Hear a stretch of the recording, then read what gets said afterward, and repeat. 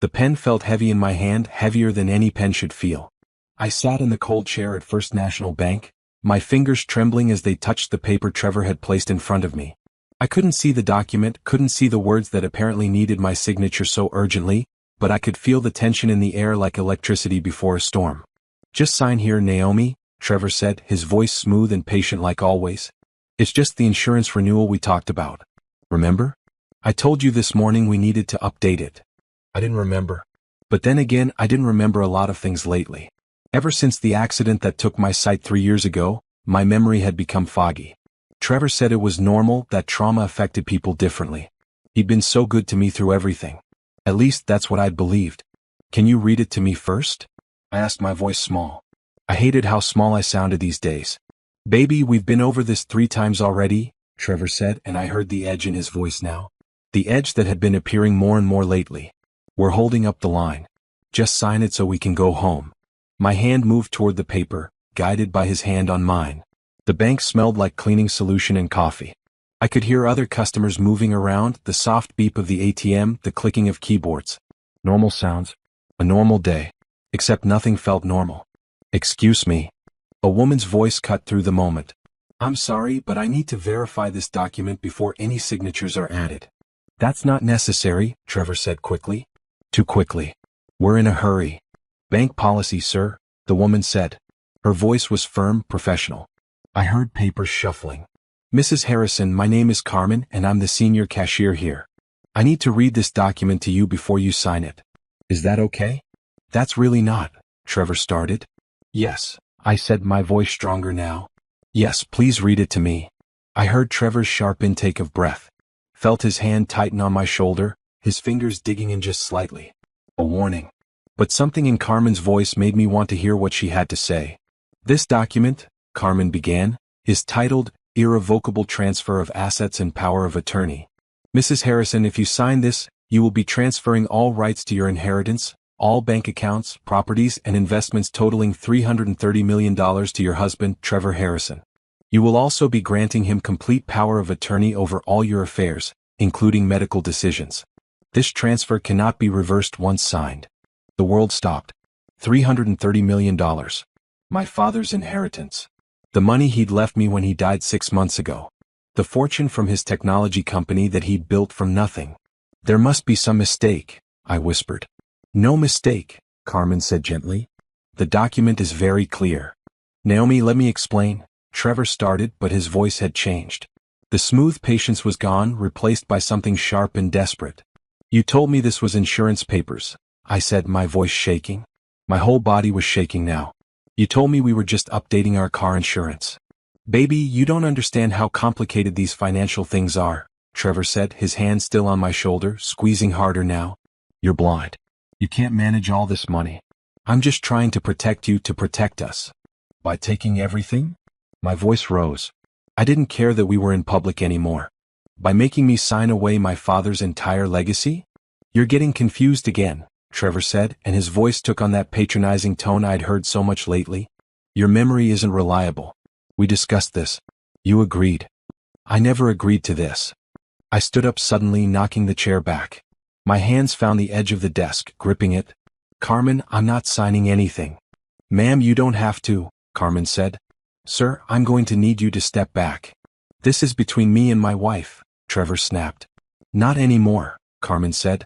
"I'm calling security." That's when I heard the other voice. A woman's voice, sharp and annoyed. "Trevor, what's taking so long? I've been waiting in the car for 20 minutes. The silence that followed was deafening. "Who is that?" I asked, though some part of me already knew. Some part of me had known for a while, I realized. All those late nights. The perfume that wasn't mine. The phone calls he'd taken in the other room. "Nobody," Trevor said. "Brooke, go back to the car." "Brooke?" I repeated. "Your assistant Brooke?" "Oh, honey," Brooke said, and her voice dripped with false sympathy. "You really didn't tell her? That's cold, Trevor, even for you." "Shut up, Brooke," Trevor hissed. "Tell me what?" I demanded. "That I'm pregnant," Brooke said. 3 months. With Trevor's baby. "But I guess that's not as important as getting your money signed over today, right? We have a closing on the beach house next week. Can't really delay it." I felt like I'd been punched in the stomach. The room spun even though I couldn't see it spinning. My legs went weak and I grabbed the desk harder to stay upright. "Security is on the way," Carmen said. "Sir, ma'am, I'm going to need both of you to step away from Mrs. Harrison." "Naomi, let me explain," Trevor said, grabbing my arm. "It's not what you think. Don't touch me." I jerked away from him, stumbling. Hands caught me, Carmen's hands gentle but firm. "You're safe," she said quietly. "Just breathe." "This is ridiculous," Trevor said. "Naomi, we're leaving. Now." "No," I said. The word came out stronger than I expected. "No, I'm not going anywhere with you." "You can't even get home by yourself," Trevor said, and his voice was cruel now. The mask had finally dropped. "You're blind. You need me." "She needs a lawyer," Carmen said. "Which is what I'm helping her call right now." "You can't do this to me." Trevor's voice rose. "I've taken care of you for 3 years. 3 years of dealing with your disability, your neediness, your constant problems. I deserve that money." And there it was. The truth I'd been too afraid to see even without my sight. "Security," Carmen called out. I heard footsteps, heavy and quick. Heard Trevor cursing. Heard Brooke's heels clicking as she backed away. "This isn't over, Naomi," Trevor said. "You can't survive without me. You'll be crawling back within a week." "Get out," I said. "Get out before I press charges for attempted fraud." "You can't prove anything," he said. "Actually," Carmen said, "everything that happened here is on camera. And I've been recording the audio on the bank system since the moment I started reading that document. So yes, she can prove everything." More footsteps. More voices. Security was escorting Trevor and Brooke out. I could hear him protesting, threatening, but his voice grew fainter. I stood there, shaking Carmen's hand on my arm, and realized something profound. I just lost my husband, discovered his betrayal, learned about his pregnant mistress, and nearly lost my entire inheritance. But I was still standing. And for the first time in 3 years, I felt like I could see clearly. 3 years ago, I could see everything. The sunset over Lake Michigan, the colors of autumn leaves, the way Trevor's eyes crinkled when he smiled. I thought I knew what I was looking at. I thought I understood my life. I was wrong about so many things. I met Trevor 4 years ago at a charity gala my father insisted I attend. Dad ran Harrison Tech Solutions, a cybersecurity company he'd built from nothing. He was always trying to get me involved in the business, but I preferred my quiet job as an art teacher at Lincoln Elementary. I loved working with kids, loved seeing their creativity bloom. Trevor was everything I thought I wanted. Handsome, charming, attentive. He worked in financial consulting, or so he said. He pursued me with flowers and romantic dinners and long walks by the lake. He seemed genuinely interested in my stories about my students, my passion for painting, my close relationship with my father. We got married after a year of dating. Dad had reservations, I remember now. He'd asked me to sign a prenuptial agreement, which Trevor had signed without hesitation. That should have told me something. The accident happened 6 months after our wedding. We were driving home from a dinner party. Trevor was behind the wheel. A truck ran a red light and slammed into the passenger side where I was sitting. When I woke up in the hospital, everything was dark. The doctors said the damage to my optic nerves was permanent. No surgery could fix it. I would never see again. I fell apart.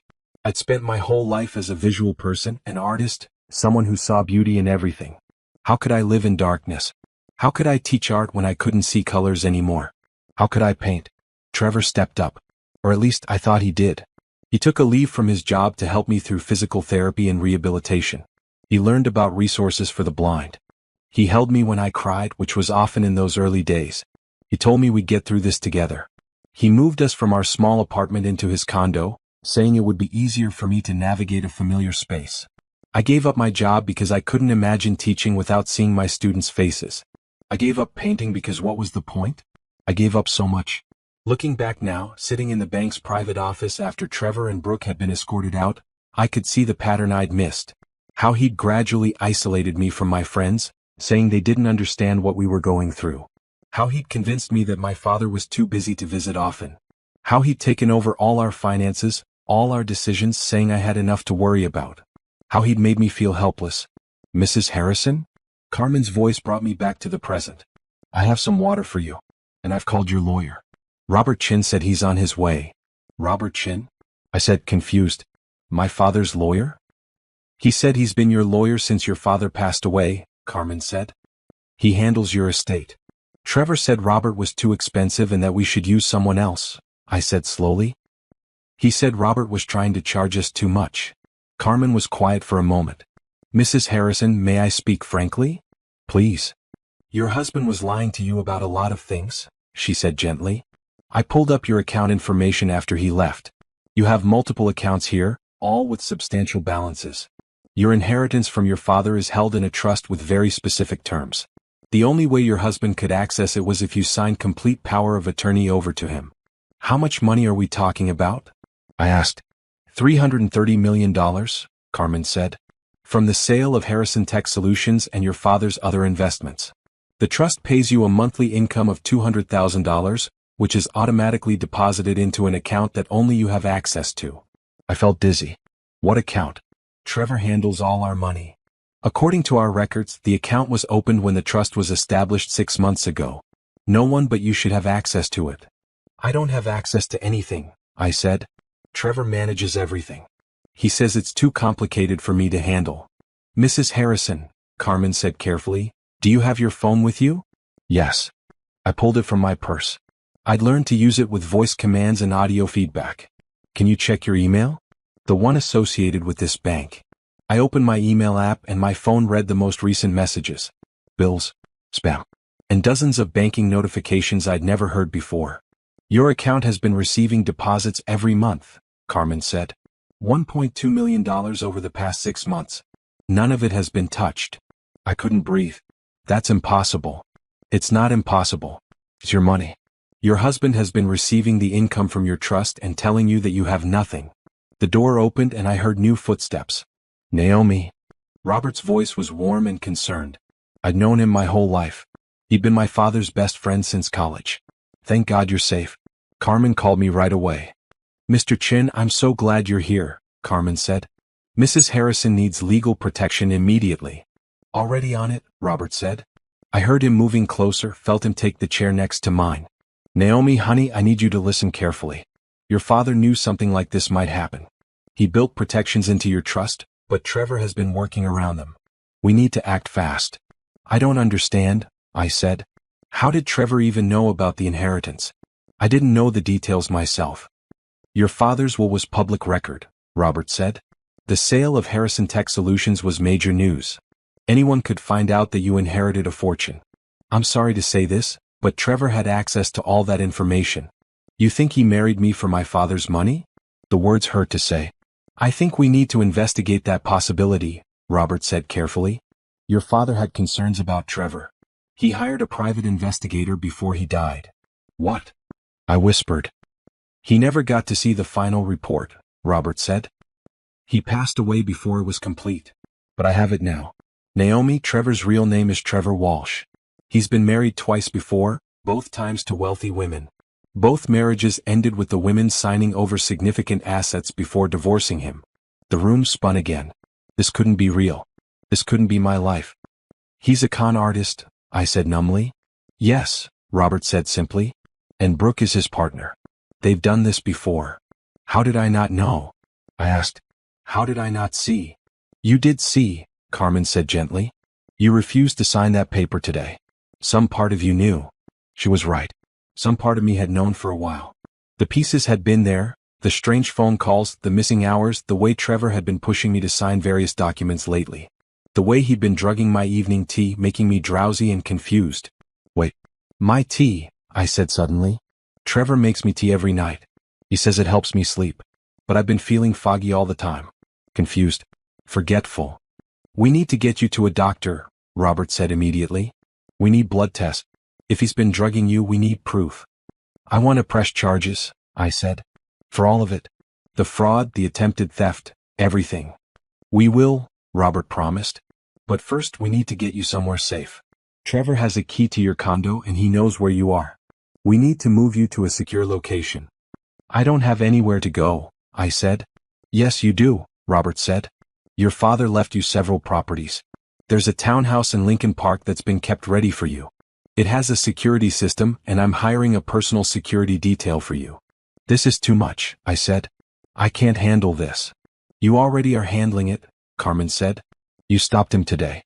You refused to sign. You're stronger than you know. I'm scared, I admitted. That's okay, Robert said. Fear means you're smart. Fear will keep you alert. But Naomi, you need to know something else. What? Your father left you video messages. Hours of them. He recorded them during his final months.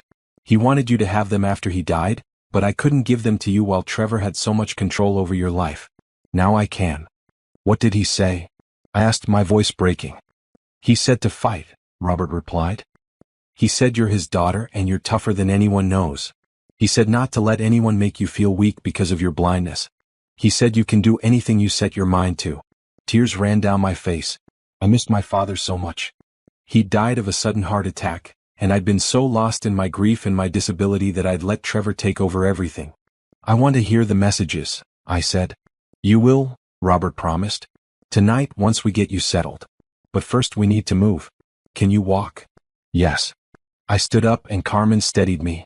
I'll walk you out, she said. And Mrs. Harrison? I'm proud of you. You did the right thing today. Thank you, I said. Thank you for reading that document. Thank you for not letting him trick me. That's my job, Carmen said. Protecting customers. Even from their own husbands. As we walked out of the bank, I realized something important. I'd spent 3 years thinking I was helpless because I couldn't see. But I wasn't helpless. I'd just been with someone who wanted me to think I was. That was about to change. Trevor had made a mistake today. He'd shown me who he really was. And now I was going to show him who I really was. My father's daughter. A fighter. Robert's car smelled like leather and coffee. I sat in the back seat, my phone clutched in my hand, still shaking from everything that had happened at the bank. Security had walked us to the car, making sure Trevor hadn't come back. Where are we going first? I asked. Northwestern Memorial Hospital, Robert said. I have a doctor friend who's expecting us. We need to run blood tests to see what Trevor's been giving you. He's been drugging me, I said. It wasn't a question anymore. It was a fact. That's why I've been so confused all the time. Why I can't remember things. Why I've been so tired. We'll know for sure soon, Robert said. But yes, that's what I suspect. My phone buzzed with an incoming call. Trevor's name appeared in my audio reader. Don't answer it, Robert said immediately. I'm not. But the calls kept coming. 10 times in the next 5 minutes. Then text messages started flooding in. Can I read you some of these? Robert asked. No, I said. I don't want to hear his voice or his words right now. I just want to know the truth about everything. Okay, Robert said gently. Then let me tell you what I know. For the next 20 minutes, as we drove through Chicago traffic, Robert explained everything. How my father had hired a private investigator 2 months before he died. How the investigator had discovered Trevor's real identity. How he'd found the previous wives, both of whom had stories similar to mine. How he'd traced Trevor's connection to Brooke, who'd been involved in all his previous schemes. They target wealthy women going through difficult times, Robert said. Women who are vulnerable. Trevor poses as a supportive partner, gains their trust, and slowly takes control of their finances. Did my father try to tell me?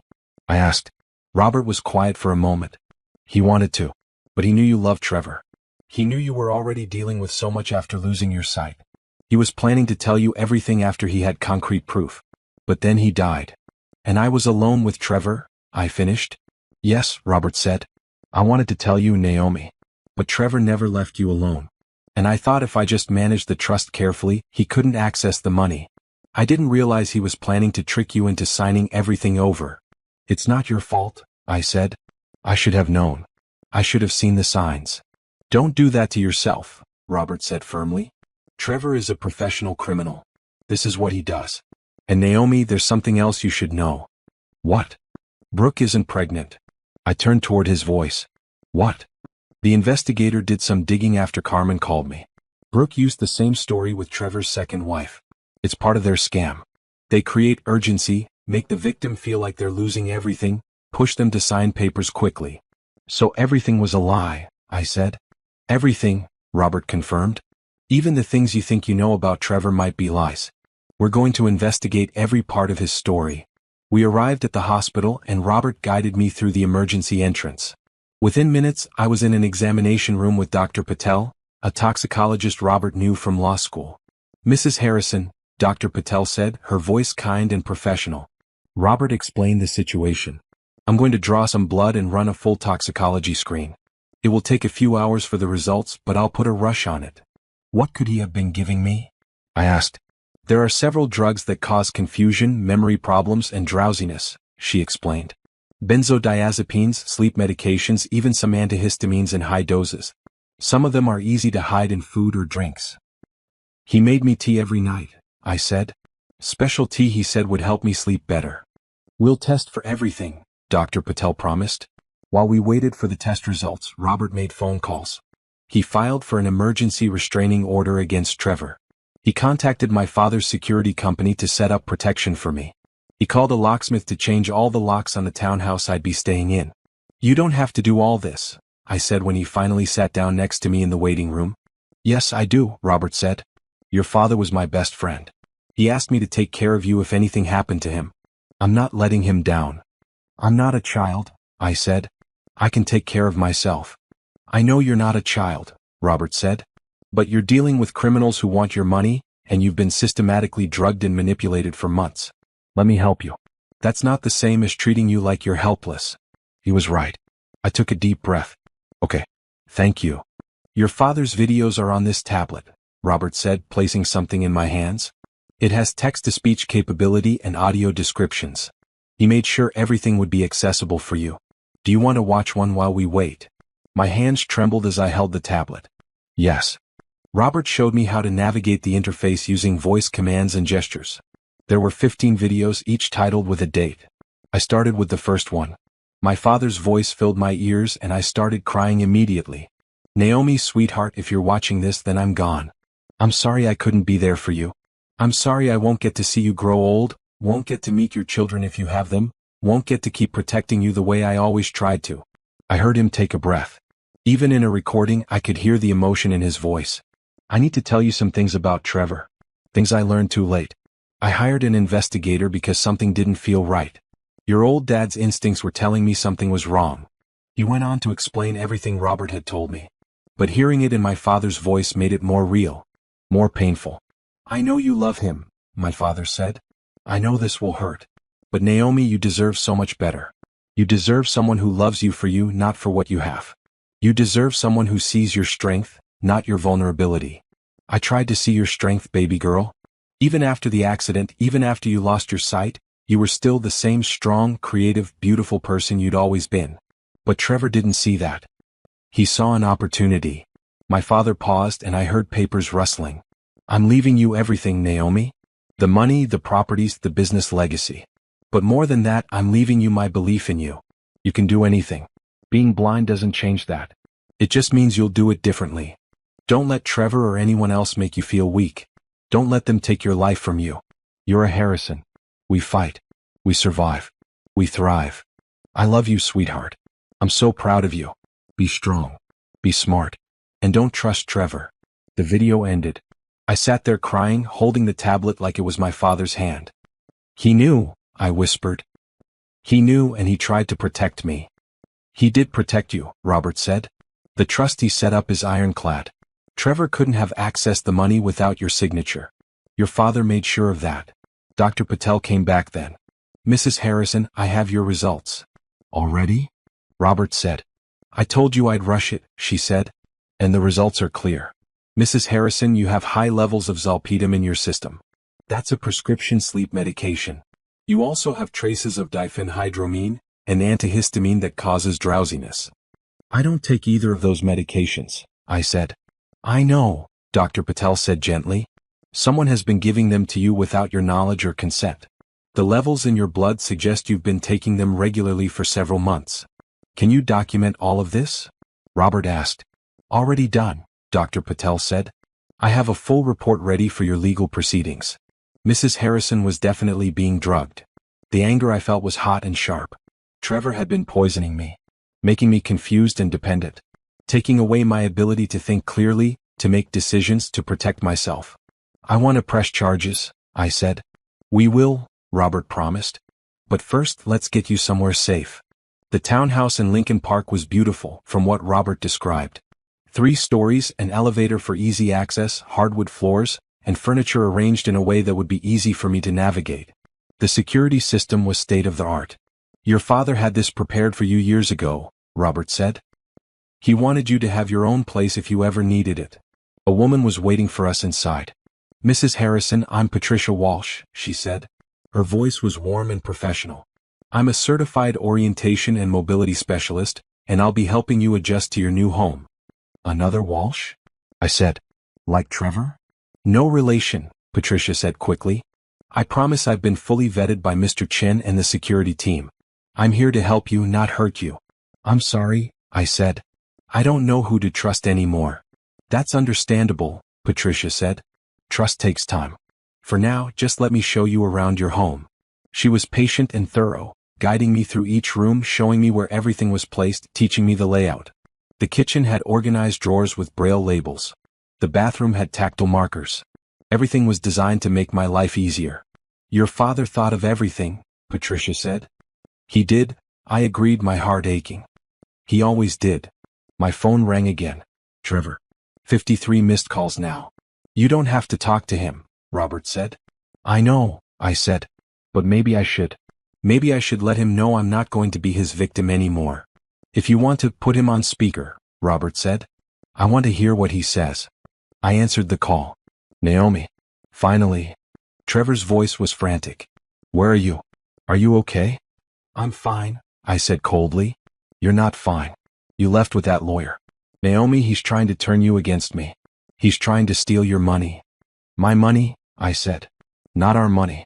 Mine. Baby, don't be like this. We're married. What's yours is mine. Not anymore, I said. I'm filing for divorce. Silence. Then, you can't do that. I can and I am. Naomi, you need me. You can't survive alone. You can't even get around without help. I'm getting plenty of help, I said. From people who actually care about me, not about my money. This is about what happened at the bank, Trevor said, his voice changing. That cashier had no right to interfere. Those documents were private. Those documents were fraud, I said. And you're a liar. Everything you've told me was a lie. That's not true. I love you. You love my father's money, I corrected. You love the $330 million you thought you could steal from me. I wasn't stealing anything. I was protecting it. By drugging me? I said. Dr. Patel found zolpidem and diphenhydramine in my blood. You've been poisoning me. Another silence. Longer this time. You can't prove that, Trevor finally said. I can. I have blood tests. I have the bank's recordings.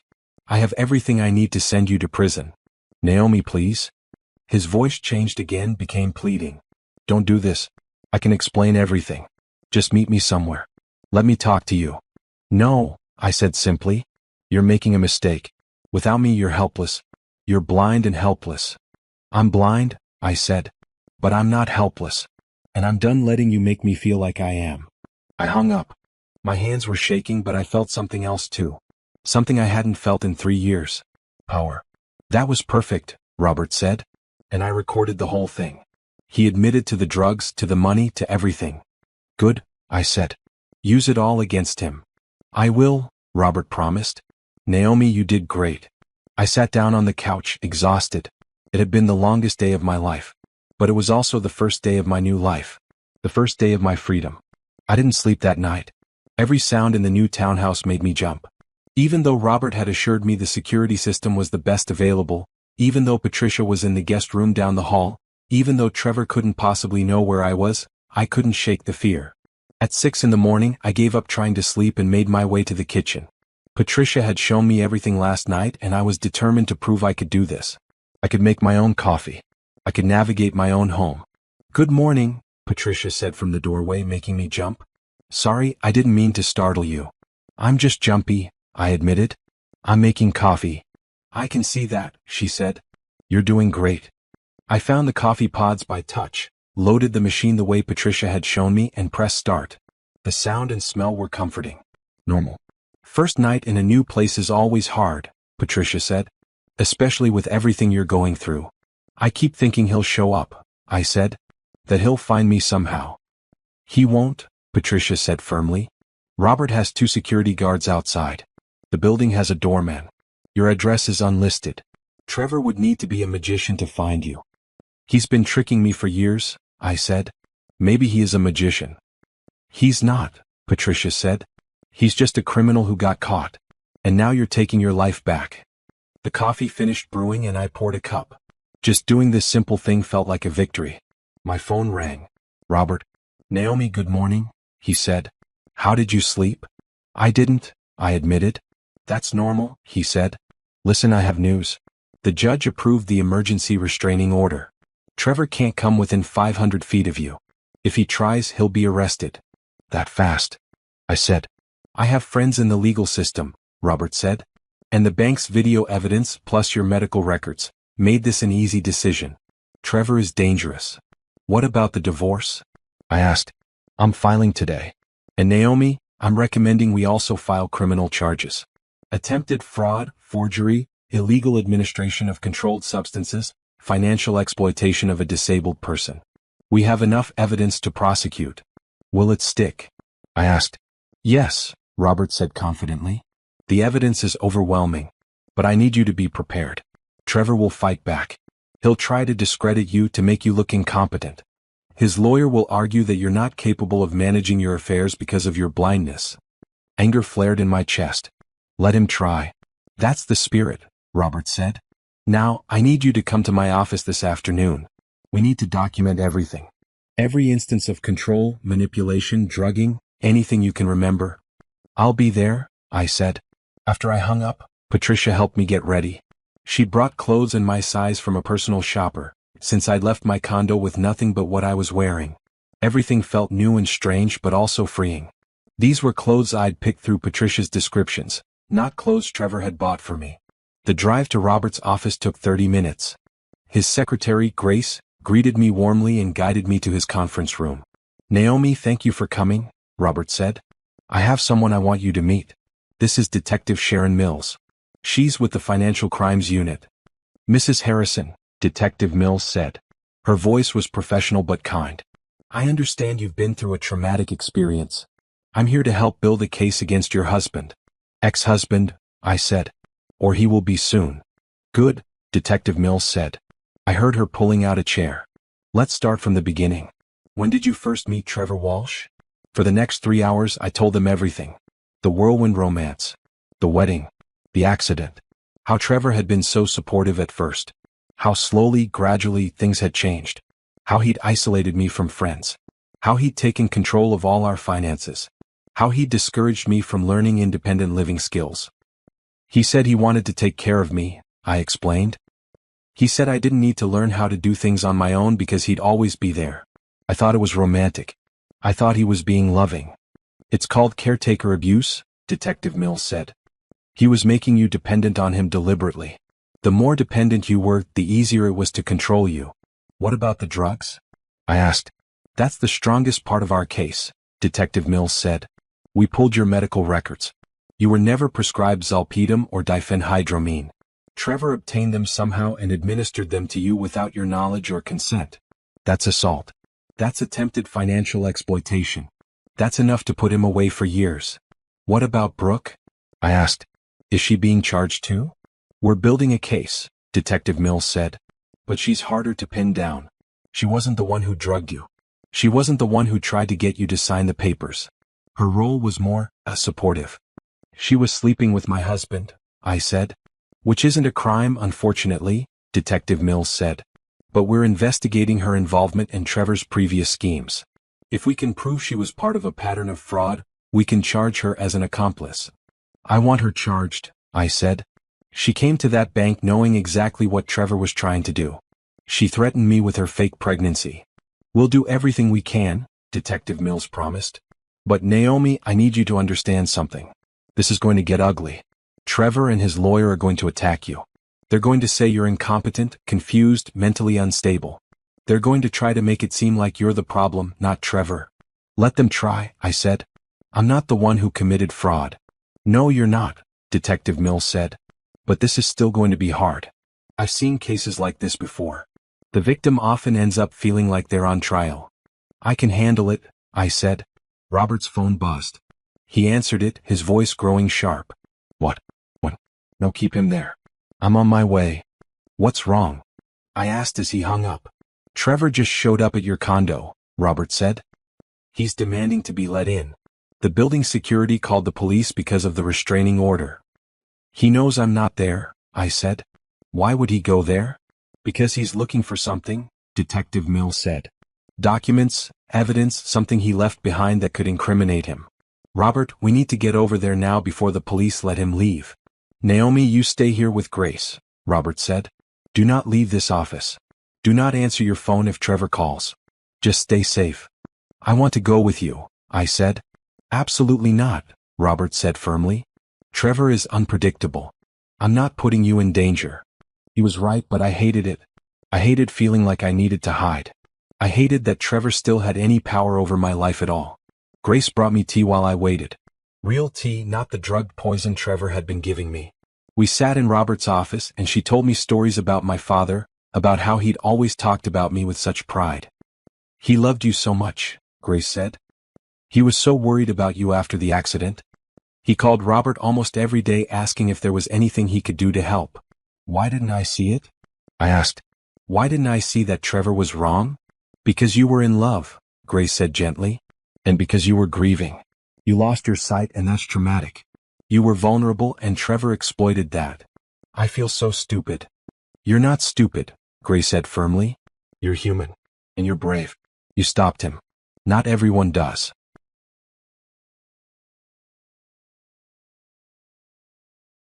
An hour later, Robert and Detective Mills returned. I heard the exhaustion in Robert's voice. What happened?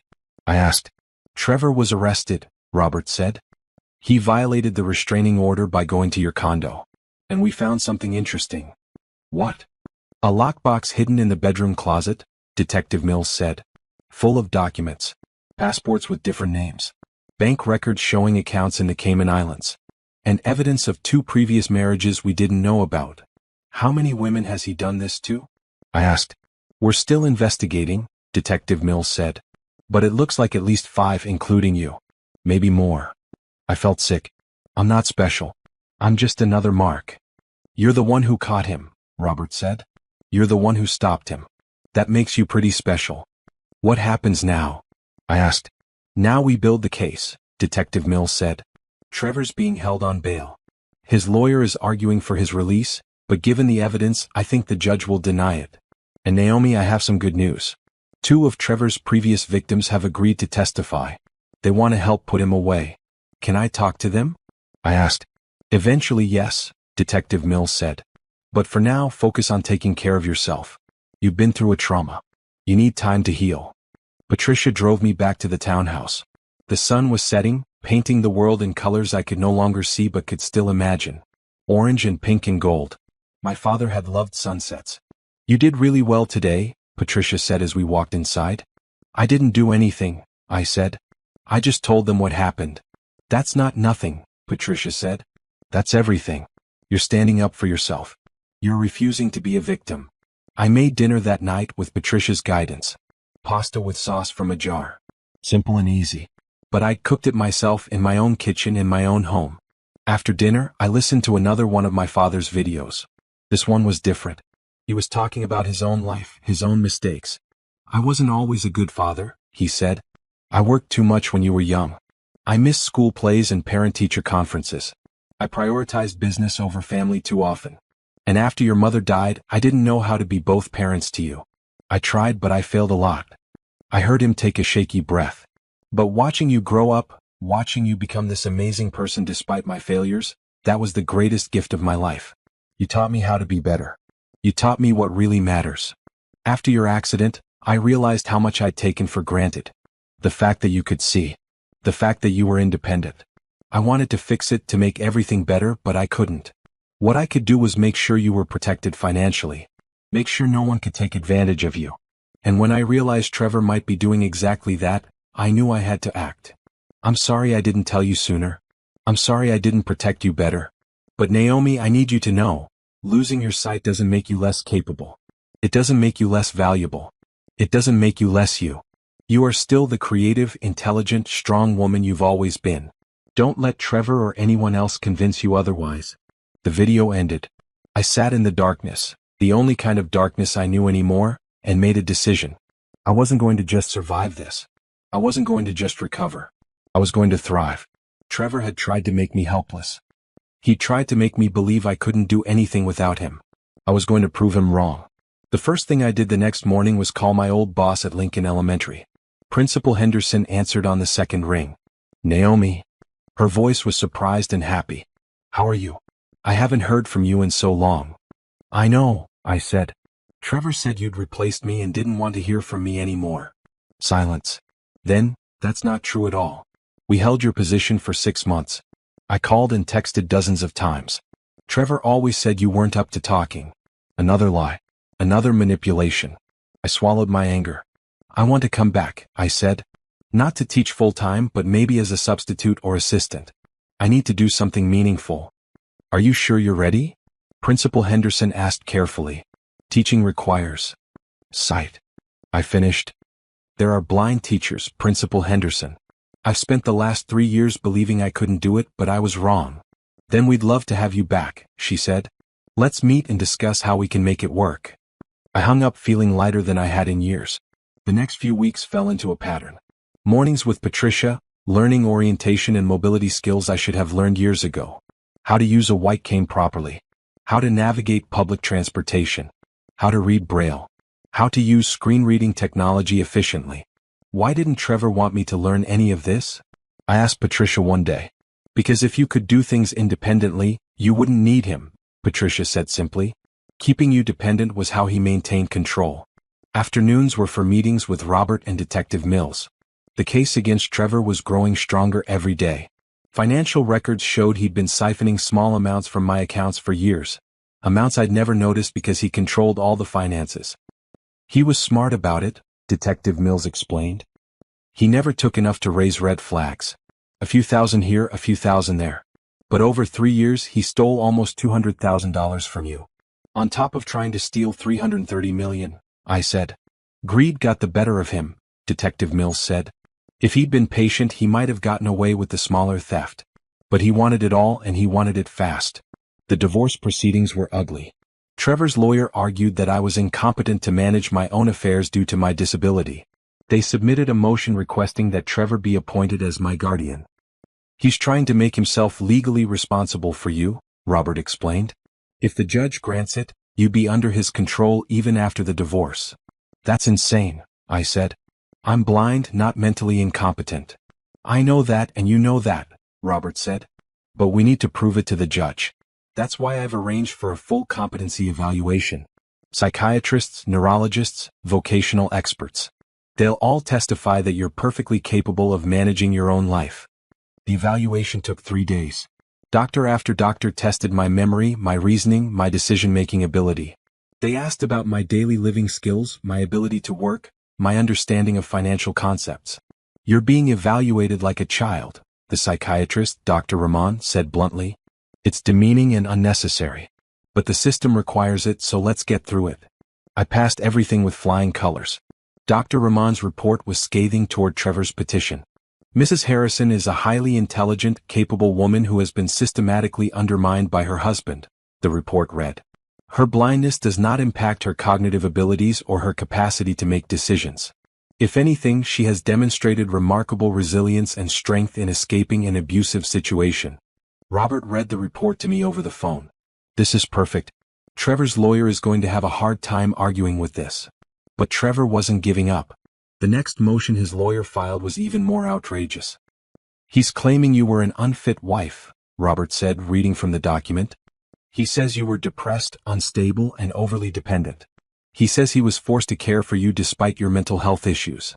That's a lie, I said. He's the one who made me dependent.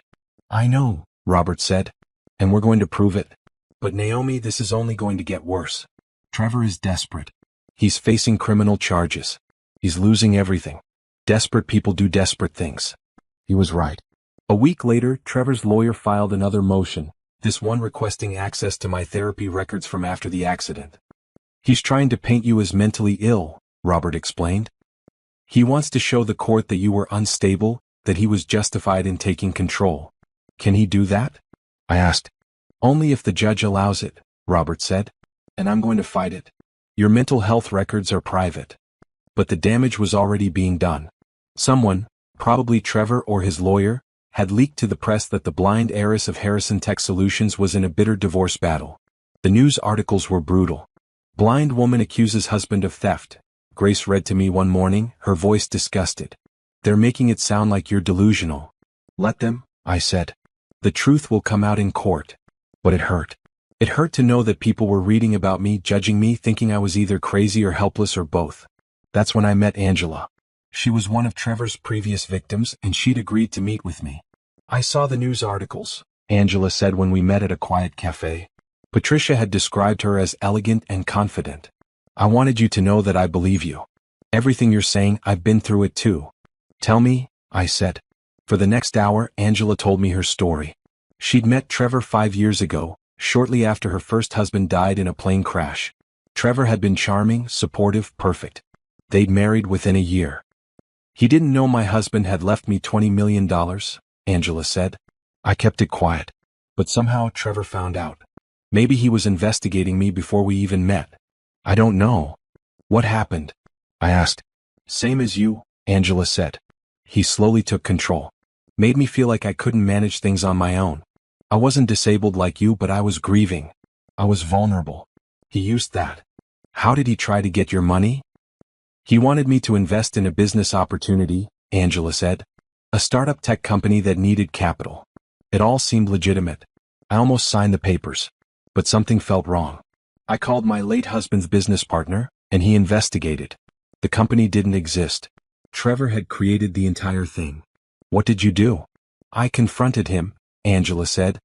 He denied everything at first, then got angry. He said I was paranoid, that I was dishonoring my late husband's memory by not trusting him. But I held firm. I divorced him and got a restraining order. Did he face any charges? I asked. No, Angela said bitterly. I didn't have enough proof. He was smart. He'd covered his tracks. And I just wanted him gone, so I didn't push it. Do you regret that? I asked. Every day, Angela said. Because he just moved on to the next victim. And the next. And the next. If I'd pushed for charges, maybe he'd be in prison now. Maybe you would never have met him. It's not your fault, I said. I know, Angela said. But I want to help now. I want to testify. I want to make sure he can't do this to anyone else. We talked for another hour. Angela gave me advice about the legal process, about dealing with the press, about rebuilding my life afterward. You're going to get through this, she said before she left. And you're going to be okay. Better than okay. How do you know? I asked. Because you're fighting, she said. You're not rolling over. You're not letting him win. That takes strength. That night, I listened to more of my father's videos. In one of them, he talked about my mother. Your mom was the strongest person I ever knew, he said. She faced everything with courage. Cancer, treatment, knowing she was dying. She never complained. She never gave up. She fought until the very end. You have her strength, Naomi. I see it in you every day. And I know that whatever you face in life, you'll handle it the way she would have. With grace, with courage, with dignity. Don't let anyone dim your light. Don't let anyone make you feel less than you are. You're my daughter. You're her daughter. You come from fighters. I fell asleep that night with tears on my face, but for the first time since the bank, they weren't all tears of sadness. Some of them were tears of hope. The next morning, I met with Principal Henderson at Lincoln Elementary. Patricia came with me, helping me navigate the familiar halls that now felt strange and new. Naomi. Principal Henderson's voice was warm. Come in, sit down. We talked for an hour about what I could do.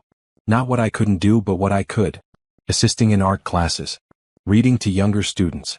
Helping with special education programs. We'd love to have you back in any capacity, Principal Henderson said. The kids miss you. And honestly, having you here would be good for them. They need to see that disability doesn't mean inability. When can I start? I asked. How about next week? Principal Henderson said. We'll start slow, just a few hours a day. See how it goes. I left the school feeling purposeful for the first time in 3 years. I had a job. I had a future. I had a life that didn't revolve around Trevor and his lies. That evening, Robert called with news. Trevor's bail was denied, he said. The judge ruled he's a flight risk. He stays in jail until the trial. Really? I said. Really, Robert confirmed. Between the drug charges, the fraud charges, and the evidence of previous schemes, the judge wasn't taking any chances. What about Brooke? I asked. She's been charged as an accomplice, Robert said. We found evidence that she was involved in at least 3 of Trevor's previous schemes. She's looking at serious prison time too. I should have felt happy. I should have felt victorious. But mostly I just felt tired. How much longer will this take? I asked. The trial is set for 2 months from now, Robert said. I know it feels like forever, but we need time to prepare. This is going to be a big case. I just want it to be over, I said. I know, Robert said gently. But Naomi, you're doing amazing. You're rebuilding your life. You're working again. You're independent. Trevor tried to destroy you and instead you're thriving. Was I thriving? I wasn't sure. But I was surviving. And maybe that was enough for now. The courtroom smelled like old wood and floor polish. I sat at the plaintiff's table with Robert, Patricia beside me for moral support. I couldn't see the judge, couldn't see Trevor sitting at the defense table with his lawyer, couldn't see the observers in the gallery. But I could feel the weight of everyone's eyes on me. All rise, the bailiff said. The Honorable Judge Patricia Walsh presiding. I stood on shaky legs. Please be seated, Judge Walsh said. Her voice was firm and no nonsense. We're here for the preliminary hearing in the divorce case of Harrison versus Walsh, as well as the related criminal charges. Are both parties ready to proceed? Yes, Your Honor, Robert said. Yes, Your Honor, Trevor's lawyer said. His name was Gerald Stone and Robert had warned me he was good, expensive and ruthless. Let's begin with the divorce proceedings, Judge Walsh said. Mr. Stone, I've reviewed your client's petition for guardianship. I find it both puzzling and insulting. Your Honor, Stone began, my client is simply concerned about his wife's well-being. Mrs. Harrison is blind and has been showing signs of mental instability. She's made wild accusations. Mrs. Harrison is sitting right here, Mr. Stone, Judge Walsh interrupted. And she has a full competency evaluation from 3 independent doctors, all of whom found her to be perfectly capable. Do you have any evidence to the contrary? We have testimony from her caretaker. Stone started. You mean her abuser? Robert interjected. Your Honor, we have medical evidence that Mr. Walsh was systematically drugging Mrs. Harrison with prescription sleep medications without her knowledge. I've seen that evidence, Judge Walsh said. Which is why Mr. Walsh is currently in custody. Mr. Stone, unless you can provide compelling evidence that Mrs. Harrison is incompetent, the guardianship petition is denied. Your Honor. Denied, Judge Walsh said firmly. Moving on. Mr. Chin, I understand you're requesting full dissolution of the marriage with no alimony for Mr. Walsh. That's correct, Your Honor, Robert said. Under Illinois law, marital misconduct is a factor in determining spousal support. Mr. Walsh's attempted fraud, drugging of my client, and adultery are clear grounds for denying any financial support. Mr. Stone? Judge Walsh asked. Your Honor, Mr. Walsh was Mrs. Harrison's primary caretaker for 3 years, Stone argued. He gave up his career to care for her. He deserves compensation for that sacrifice. I felt rage building in my chest. Trevor's hand on my shoulder, his voice in my ear, all those years of making me feel helpless, that wasn't sacrifice. That was control. Your Honor, Robert said, Mr. Walsh didn't sacrifice anything. He was unemployed when he met Mrs. Harrison. He has no career to speak of. What he did was isolate a vulnerable woman and attempt to steal her inheritance. That's not proven, Stone began. We have video evidence from the bank, Robert said. We have audio recordings. We have testimony from the bank employee. It's absolutely proven. This court will review all evidence during the trial, Judge Walsh said. But based on what I've seen so far, Mr. Stone, your client is not in a strong position. We intend to prove that Mrs. Harrison was an unfit spouse, Stone said. That she was unstable, depressed, and unable to fulfill her marital duties. Mr. Walsh was forced to deal with her mental health issues while also managing their complex finances. I was blind, not mentally ill, I said suddenly. The words came out before I could stop them. Mrs. Harrison, Judge Walsh said, but her tone wasn't reproachful. Please let your attorney speak for you.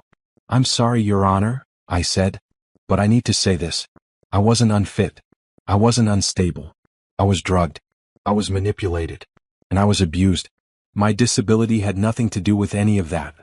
The courtroom was silent. Noted, Judge Walsh said. And Mrs. Harrison, I appreciate your willingness to speak up. Mr. Stone, I strongly suggest you reconsider your strategy. Attacking a disabled person's competence is not going to win you any favor with this court. Your Honor, we're simply trying to present the full picture. The full picture is that your client is facing criminal charges for fraud and drugging his wife, Judge Walsh said. I've seen enough for today. We'll reconvene for the full trial in 6 weeks. In the meantime, the restraining order remains in effect. Mr. Walsh is to have no contact with Mrs. Harrison. Dismissed. The gavel banged. It was over. You did great, Robert said as we stood. Speaking up like that? That was perfect. I couldn't help it, I said. I'm so tired of being portrayed as helpless. You're not helpless, Patricia said. You just proved that to everyone in this room. We left the courthouse through a side exit, avoiding the reporters gathered at the front. But someone must have tipped them off because cameras and microphones surrounded us as we reached the car. Mrs. Harrison.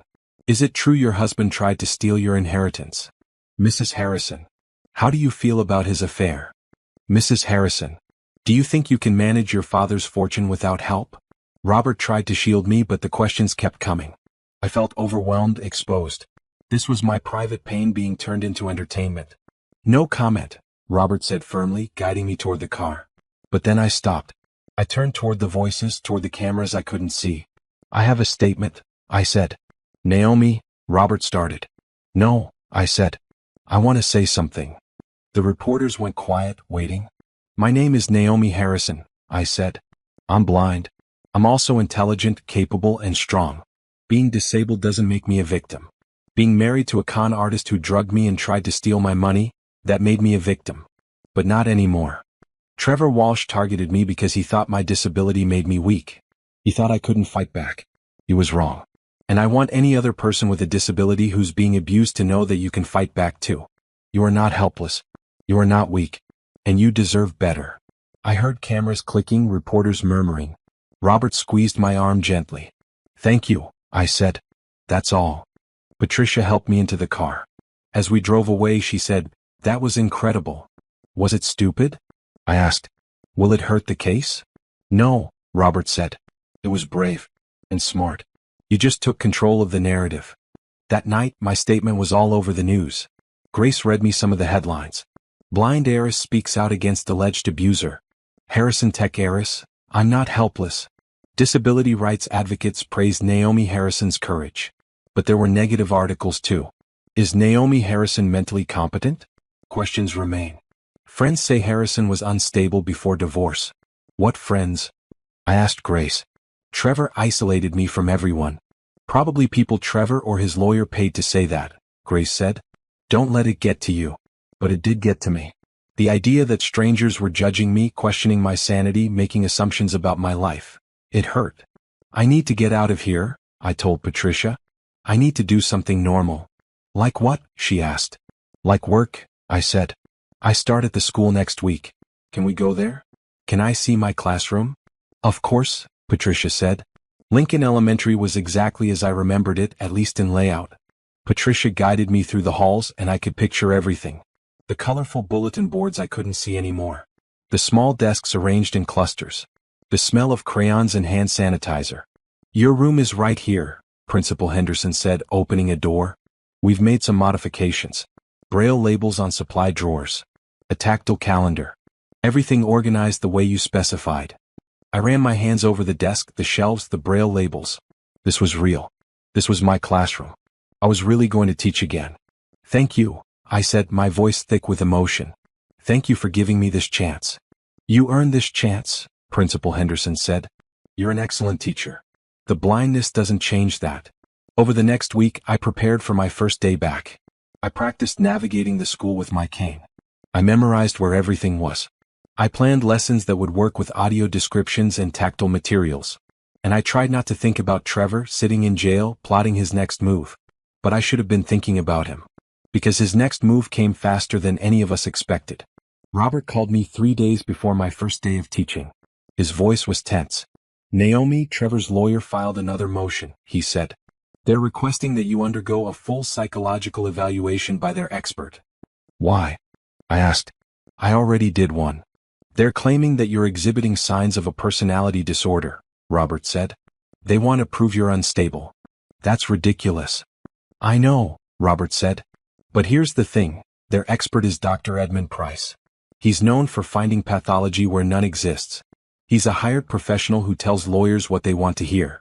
Can they force me to see him? I asked. The judge might allow it, Robert said, in the interest of fairness. But Naomi, you need to be prepared. Price is going to try to trap you. He's going to twist everything you say. Then I'll be careful what I say, I said. It's not that simple, Robert said. These evaluations are designed to find problems. If you're too composed, you're in denial. If you show emotion, you're unstable. If you talk about the abuse, you're paranoid. If you don't, you're minimizing. So I can't win, I said. You can, Robert said. But you need to be smart about it. I'm bringing in our own expert to sit in on the evaluation. Dr. Rahman agreed to observe and provide a rebuttal if necessary.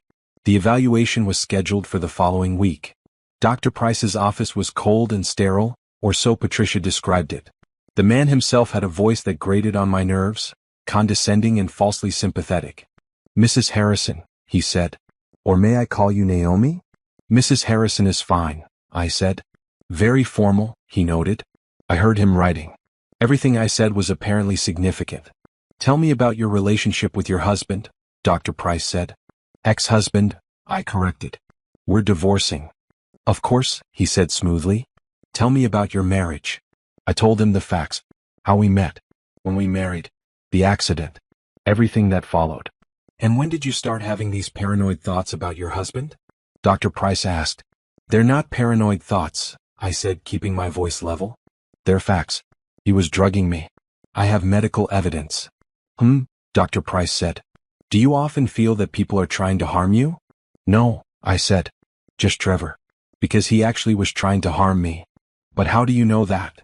Dr. Price asked. You can't see. You can't verify what's happening around you.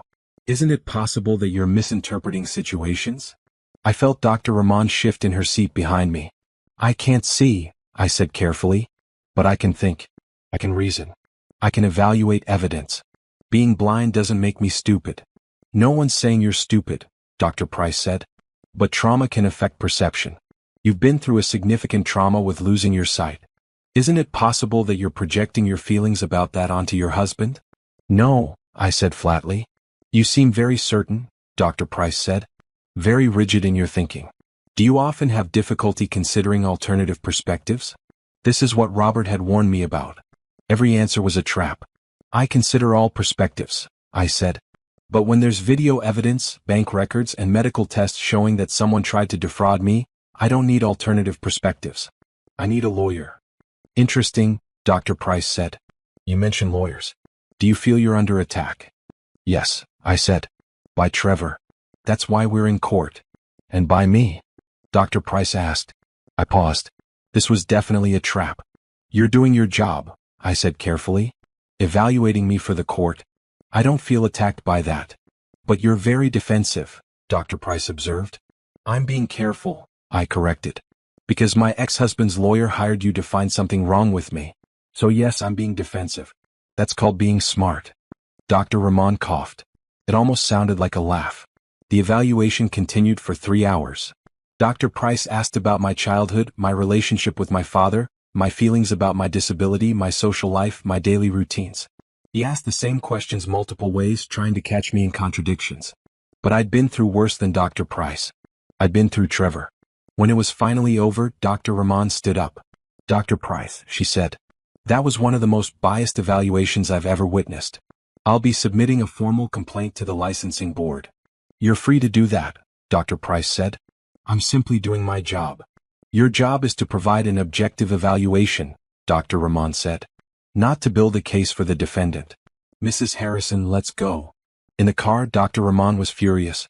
That man is a disgrace to our profession, she said. Every question was designed to pathologize you. He wasn't evaluating you, he was prosecuting you. What will his report say? I asked. Whatever Trevor's lawyer is paying him to say, Dr. Rahman said. But don't worry, I documented everything.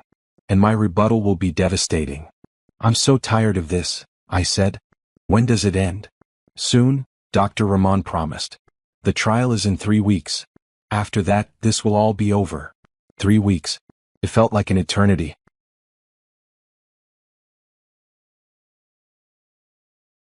But I had work to focus on. I had my first day of teaching coming up. I had a life to rebuild. Trevor could have his schemes and his lies and his hired expert. I had something better. I had the truth. My first day back at Lincoln Elementary started with 23 second graders staring at me in complete silence. I couldn't see them, but I could feel their eyes, hear their whispers. "Why does she have that stick?" one child asked. "She's blind, dummy," another child said. "Tommy, we don't say that word," I said gently, turning toward his voice. "But yes, I'm blind. That means I can't see you with my eyes. But I can hear you very well." "How did you know my name?" Tommy asked, sounding amazed. "I recognized your voice," I said. "I may not be able to see, but my other senses work great. Now, who wants to learn about colors today?" "You can't see colors," a girl said. "True," I said. "But I can remember them. And I can describe them. And I can help you create art even though I can't see it. Wanna try?" For the next hour, I taught my first lesson. The kids were curious, asking questions about my cane, about how I read, about what I could and couldn't do. I answered honestly, making it educational. "Being blind just means I do things differently," I explained. "Not worse. Not better. Just different." By the end of class, Tommy had appointed himself my assistant, and the other kids were competing to help me hand out supplies. Principal Henderson stopped by after the lesson. "That was beautiful," she said. "You're a natural with them." "I missed this," I said. "I missed feeling useful." "You are useful," she said. "Never doubt that." Walking home felt good. Patricia was gradually teaching me to navigate the city independently. I could get from the school to my townhouse using public transportation now. Small victories, but they meant everything. Robert called while I was making dinner. "Naomi, I need you to come to my office tomorrow," he said. "Something big just broke in the case." "What is it?" I asked. "I'd rather show you in person," Robert said. "Trust me, you want to see this." The next day, I sat in Robert's conference room with Detective Mills and another investigator I hadn't met. "Mrs. Harrison, this is Frank Morrison," Detective Mills said. "He's the private investigator your father hired before he died." "You're the one who found out about Trevor?" I said. "Yes, ma'am," Frank said. His voice was gravelly but kind. "And I've been continuing the investigation since your father passed. What we found is bigger than we thought." "How big?" I asked. "Trevor Walsh isn't his real name," Frank said. "His birth name is Trevor Sinclair. He's originally from Toronto, Canada. He came to the U.S. 15 years ago and has been running marriage fraud schemes ever since." "How many women?" I asked. "We've confirmed 8, Frank said, "including you. But we think there might be more. He targets wealthy women who are going through difficult times. Deaths, divorces, disabilities. He gains their trust, marries them, and either steals from them directly or tries to get them to sign over assets." "And Brooke?" I asked. "Brooke Carrington. Also not her real name. She's actually Bethany Sinclair, Trevor's sister." I felt sick. "His sister?" "Yes," Detective Mills said. "They've been working together for at least 10 years. The pregnancy claim was completely fabricated, as we suspected. They've used it before on previous victims." "Why hasn't anyone stopped them before?" I asked. "Most victims don't press charges," Frank explained. "They're embarrassed, ashamed, or just want to move on. And Trevor is smart. He never takes enough to trigger criminal investigations. Small amounts over time. Settlements and divorces that look legitimate. He's been flying under the radar. Until you," Detective Mills said. "You're the first victim who's fighting back publicly. And because of that, other victims are coming forward." "How many?" I asked. 3 so far," Detective Mills said. "All willing to testify. And we found something else." She paused. "Trevor had life insurance policies on 3 of his previous wives." My blood went cold. "What?" "Large policies," Detective Mills continued. 5 million, 10 million. And in all 3 cases, the women had accidents within a year of the policies being taken out." "Are you saying Trevor killed them?" I couldn't breathe. "We're investigating," Detective Mills said carefully. "1 woman drowned in her pool. 1 fell downstairs. 1 died in a car accident." "The car accident?" I said, my voice shaking. "Trevor was driving when I had my accident." Silence filled the room. "Naomi," Robert said gently, "we've been looking into that. The police report says a truck ran a red light and hit your car." "That's what I was told," I said. "The truck driver was never found," Frank said. "The truck was reported stolen that day and abandoned 2 miles from the accident scene. No fingerprints. No witnesses who could identify the driver. You think Trevor staged it? I said numbly. We think it's possible, Frank said. Especially since we found something interesting. Trevor took out a life insurance policy on you 6 months before the accident. $10 million. The room spun. My accident, the one that took my sight, that changed my entire life, might not have been an accident at all. Why didn't I die? I whispered. You were lucky, Frank said. The impact hit the passenger side where you were sitting, but the angle was wrong. It should have killed you, but it didn't. So I lost my sight instead, I said. And Trevor had to wait. He had to find another way to get money. Your father's timing was actually perfect, Robert said. He just updated his will 6 months before he died. Everything went to you. If you died before that, Trevor would have inherited as your spouse. But after, the money went into a trust Trevor couldn't access. So he had to keep me alive, I said. Had to keep me married to him. Had to figure out how to get me to sign everything over. That's our theory, Detective Mills said. But my father, I said suddenly. He died of a heart attack. Was that really natural? We're exhuming his body, Detective Mills said quietly. We'll run a full toxicology panel. If there was foul play, we'll find it. I couldn't process this. My entire life for the past 3 years had been a lie. My accident might have been attempted murder. My father's death might have been murder.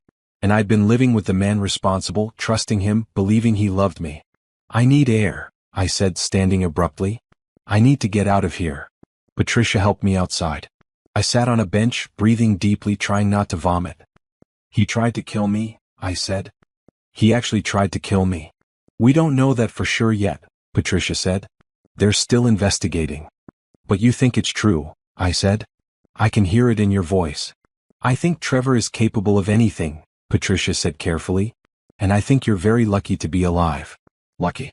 I'd lost my sight, lost 3 years of my life, nearly lost my sanity. But yes, I was lucky. Because I was alive to fight back. Robert came out a few minutes later.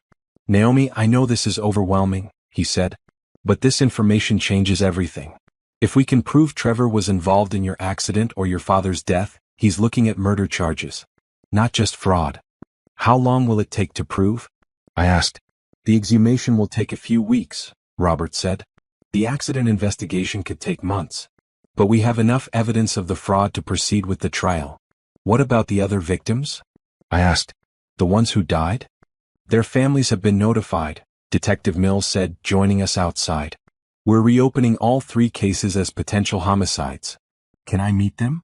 I asked. The other victims who survived? That's actually why I called you, Robert said. They want to meet you too. There's a meeting scheduled for next week. All of Trevor's surviving victims in one room. How many? I asked. 5, Robert said. Including you. 5 women whose lives he destroyed, I said bitterly. 5 women who survived him, Patricia corrected. That's not nothing. She was right. 5 women. 5 survivors. And together we were going to take Trevor down. The meeting was held at Robert's office the following Tuesday. The 5 of us sat around the conference table, and as each woman introduced herself and told her story, I realized how methodical Trevor had been. I'm Rachel, the first woman said. Her voice was soft and sad. I met Trevor 8 years ago, right after my son died in a motorcycle accident. He was so understanding, so supportive. We married within 6 months. He started stealing from me almost immediately. By the time I realized what was happening, he'd taken almost $3 million. I'm Sophia, the second woman said. Her voice was stronger, angrier. My story is similar. My husband died of cancer. Trevor showed up at a support group. We dated for a year before getting married. He convinced me to invest in a business venture that turned out to be completely fake. I lost everything. My house, my savings, my late husband's life insurance payout. Everything. I'm Lauren, the third woman said. She sounded exhausted. Trevor destroyed my credit, maxed out credit cards in my name, took out loans against my property. By the time I discovered what he was doing, I was $500,000 in debt. I'm Angela, the fourth woman said. I recognized her voice from our previous meeting. You all know my story.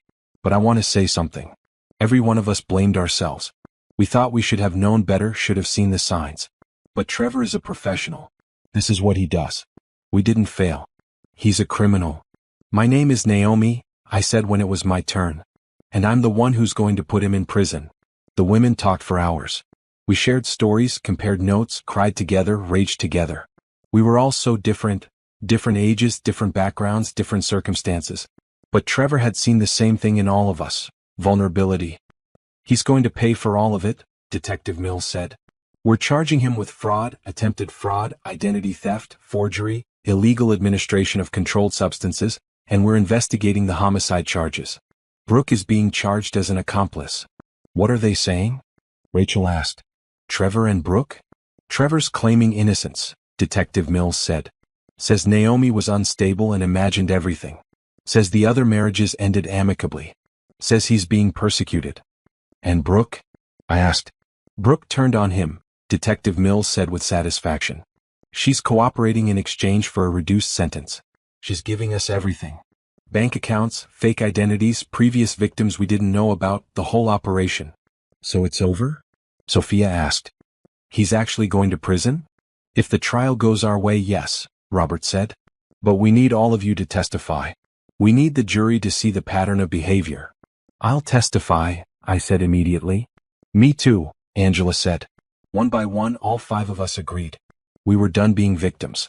We were going to be witnesses. We were going to tell our stories. And we were going to watch Trevor go to prison for the rest of his life. After the meeting, Angela walked out with me. "You know what the worst part is?" she said. "I actually loved him. Or I thought I did. I thought he was my second chance at happiness." "I know," I said. "I thought he was my support system. My partner. The person who would help me through losing my sight." "He saw our pain and decided to profit from it," Angela said. "That's evil." "Yes," I agreed. "It is. But we're still here," Angela said. "We survived him. And we're going to make sure no one else has to." That night, I listened to another one of my father's videos. This one was different. He was talking directly about Trevor. "I know you love him, Naomi," my father said. "And I'm sorry that I'm right about him. I'm sorry that he's not who you think he is. But sweetheart, love shouldn't hurt.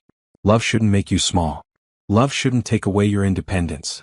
Real love builds you up. Real love celebrates your strength. Real love sees you as an equal partner. What Trevor is doing to you isn't love. It's control. And you deserve so much better. When you watch this video, I hope you're free of him. I hope you're safe. I hope you're building a life that makes you happy. And Naomi, I hope you find real love someday. The kind that makes you feel strong. The kind that sees all of you and loves you anyway. The kind that would never, ever hurt you." I cried for a long time after that video ended. My father had known. He tried to protect me. And now I was finally listening.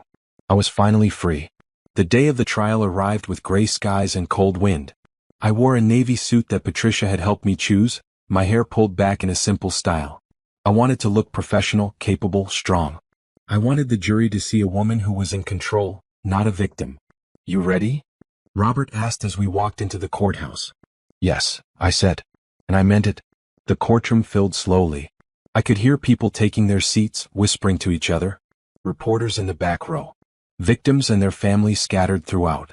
And somewhere, Trevor sitting at the defense table. "All rise," the bailiff said. Judge Walsh entered and the trial began.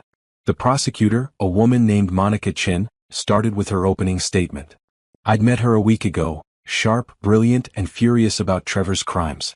Ladies and gentlemen of the jury," Monica said, "over the next few days you're going to hear about one of the most calculating criminals to ever walk through this courthouse. Trevor Walsh, or Trevor Sinclair, his real name, has spent 15 years targeting vulnerable women, marrying them and stealing from them. But this case is about more than theft. It's about abuse.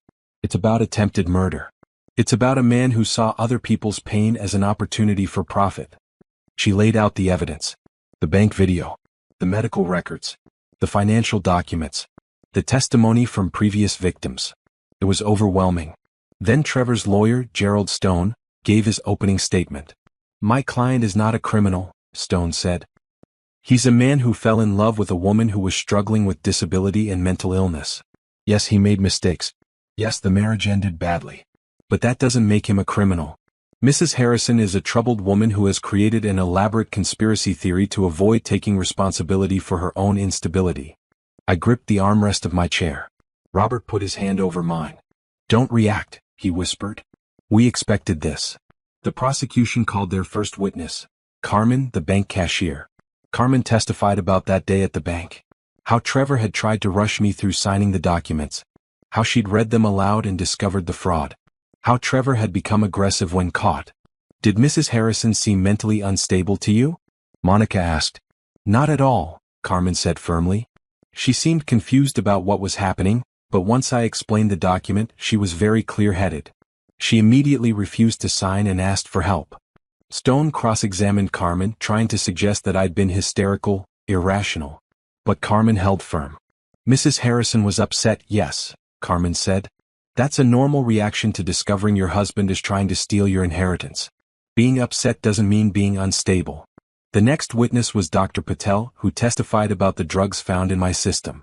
Mrs. Harrison had high levels of zolpidem and diphenhydramine in her blood, Dr. Patel explained. These drugs caused drowsiness, confusion, and memory problems. Based on the levels, she'd been taking them regularly for months, possibly years. Could these drugs explain Mrs. Harrison's reported confusion and memory issues? Monica asked. Absolutely, Dr. Patel said. These are exactly the symptoms you'd expect from chronic exposure to these medications. Stone tried to suggest I might have been taking the drugs myself, but Dr. Patel shut that down. Mrs. Harrison had no prescriptions for these medications, Dr. Patel said. And she had no knowledge she was taking them. That's not voluntary consumption. That's poisoning. Then came the financial expert who walked the jury through Trevor's theft. $200,000 taken from my accounts over 3 years. The fake investment opportunities. The attempt to get me to sign over the inheritance.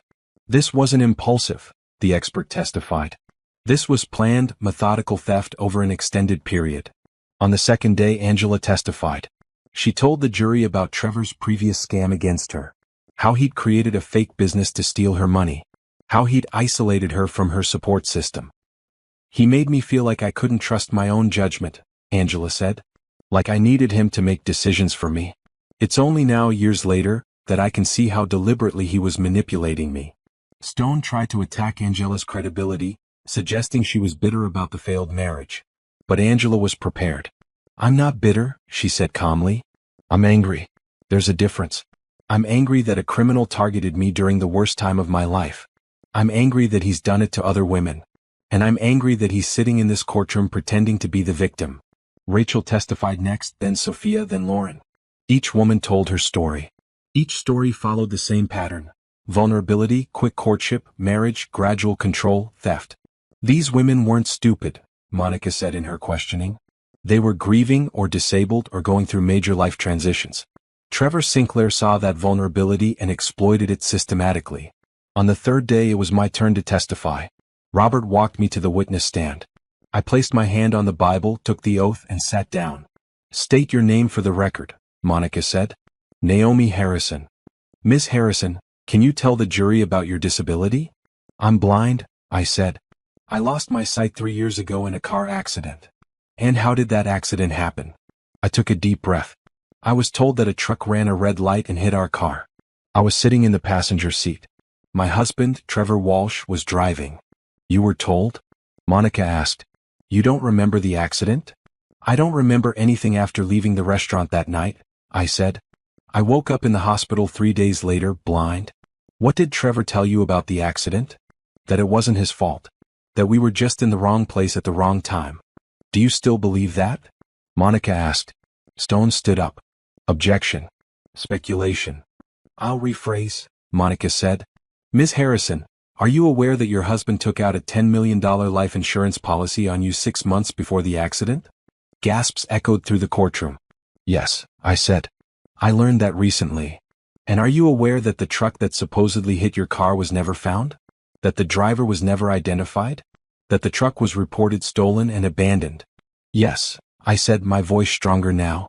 What do you think happened that night, Ms. Harrison? Objection. Stone shouted. Speculation and prejudicial. Overruled, Judge Walsh said. The witness may answer. I think my husband tried to kill me, I said. The words rang out in the silent courtroom. I think he staged the accident. I think when I didn't die, he had to find another way to get my money. So he drugged me, isolated me, and tried to trick me into signing everything over to him. That's a serious accusation, Monica said. Why do you believe it? Because everything Trevor did follows a pattern, I said. A pattern the other victims have testified to. And because I've learned that 3 of his previous wives died in accidents shortly after he took out large life insurance policies on them. The courtroom erupted. Judge Walsh banged her gavel for order. Stone was on his feet, objecting loudly. But the damage was done. The jury had heard it. When order was restored, Monica continued her questions. She walked me through my entire marriage. The isolation. The control. The drugging. The attempted theft at the bank. Why didn't you realize what was happening sooner? Monica asked. Because I trusted him, I said simply. I was blind and vulnerable, and he was supposed to be the person who loved me. I didn't want to believe he was hurting me. I made excuses for things that felt wrong. I blamed myself for being confused. I thought I was the problem. What changed? Monica asked. The bank cashier, I said. Carmen read that document aloud, and suddenly I couldn't make excuses anymore. The truth was right there in legal language, spelling out exactly what Trevor was trying to do. He was trying to take everything my father left me. And I finally understood that everything else, the confusion, the isolation, the control, it was all part of the same plan. Thank you, Miss Harrison, Monica said. No further questions. Then it was Stone's turn to cross-examine me. I braced myself. Miss Harrison, he began, his voice dripping with false sympathy. I'm sorry about everything you've been through. Losing your sight must have been devastating. It was difficult, I said carefully. Difficult enough to cause depression? I was sad sometimes, yes. Sad enough to require medication? I didn't take medication for depression, I said. But you were taking medication, Stone said. Zolpidem, diphenhydramine. You just testified to that. I wasn't taking it voluntarily, I said. My husband was drugging me. So you say, Stone said. But isn't it possible that you were taking these medications to cope with your disability, and you simply don't remember? After all, you've testified that you were confused during this period. I was confused because I was being drugged, I said firmly. Or you were confused because of your mental state, Stone suggested. Miss Harrison, isn't it true that you've struggled with feelings of helplessness since losing your sight? Yes, I admitted. But my husband deliberately encouraged those feelings. He wanted me to feel helpless. Or he was trying to help you, Stone said. Trying to take care of a disabled wife who couldn't manage on her own. I felt anger rising in my chest. I can manage on my own. Being blind doesn't make me incompetent. But you didn't manage on your own, did you? Stone pressed. You relied entirely on your husband for 3 years. He made all your decisions, managed your money, took care of every aspect of your life. Because he isolated me from everyone else. I said, my voice rising. Because he drugged me to keep me confused.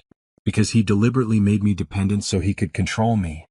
Or because you needed that level of care, Stone said smoothly. Miss Harrison, I have a report here from Dr. Edmund Price stating that you exhibit signs of a personality disorder characterized by paranoid thinking and an inability to accept responsibility for your own limitations. Dr. Price was hired by you to say that, I said. His evaluation was biased from the start. Are you saying you're qualified to evaluate his professional opinion? Stone asked. I'm saying I know when I'm being manipulated, I said. I've had enough experience with it. Judge Walsh intervened. Mr. Stone, move on. Miss Harrison, Stone said, isn't the truth simply that you were an unstable woman who relied too heavily on your husband, and now that the marriage has ended, you're blaming him for your own failures? No, I said clearly. The truth is that Trevor Walsh, or Trevor Sinclair, or whatever his name is a con artist who drugged me, stole from me, and tried to steal my inheritance. And I'm done letting him make me feel like the problem. No further questions, Stone said, sitting down abruptly. Monica stood for redirect. Ms. Harrison, Dr. Price's evaluation. Are you aware that Dr. Rahman, the psychiatrist who observed that evaluation, found it to be completely biased and filed a complaint with the licensing board? Yes, I said. And are you aware that 3 independent psychiatrists have evaluated you and found you to be mentally competent? Yes, I said. Thank you, Monica said. Nothing further. I stepped down from the witness stand on shaky legs. Robert guided me back to our table. You did great, he whispered. You held your ground. The trial continued for 2 more days. More witnesses, more evidence, more testimony. Frank Morrison testified about Trevor's fake identity and pattern of fraud. Detective Mills testified about the ongoing investigation into the suspicious deaths of previous wives. Brooke testified against Trevor, explaining how they'd planned their schemes together. How they'd researched targets. How they'd created fake backgrounds and identities. How they'd practiced their roles. It was like a production, Brooke testified. We had scripts, almost. Ways to gain trust, ways to manipulate, ways to extract money. Trevor was always the charming husband, and I was usually the needy mistress or concerned friend, depending on what worked.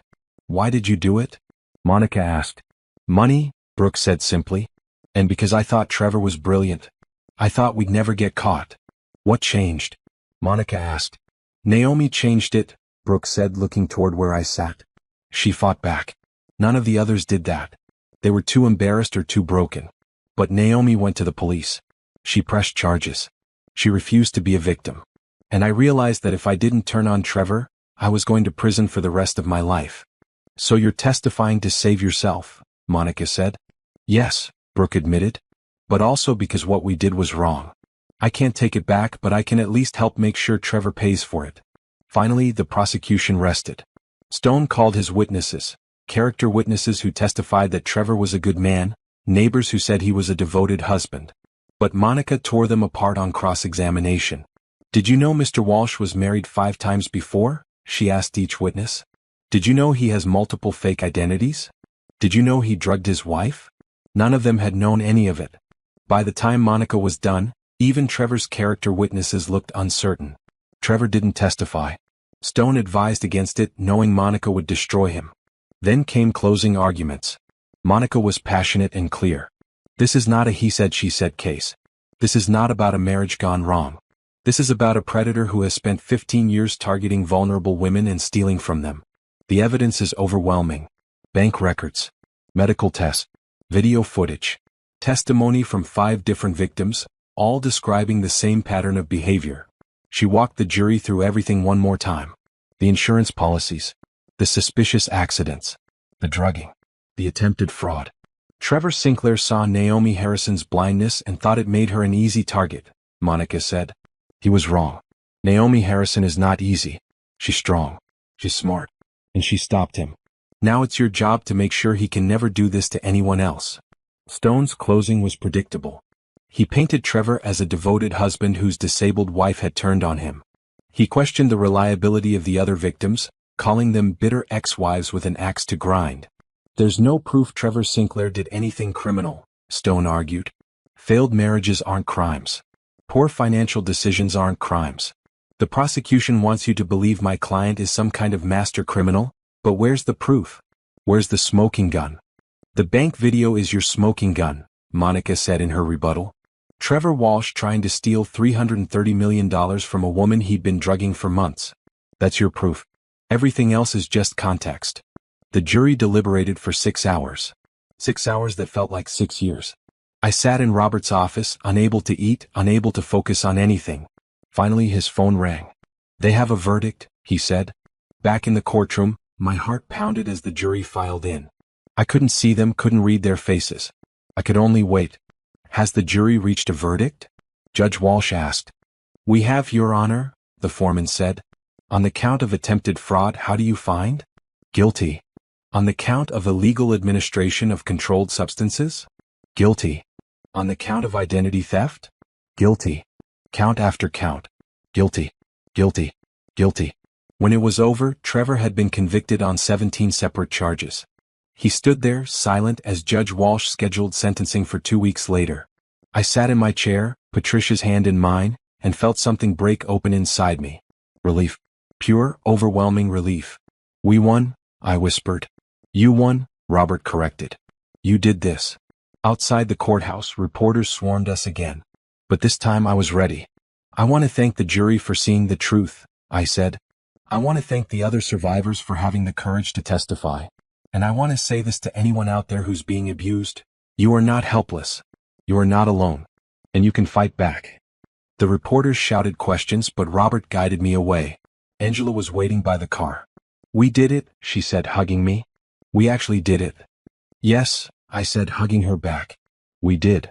That night, I listened to my father's last video. The one he'd recorded the week before he died. Naomi, he said, his voice weak but determined.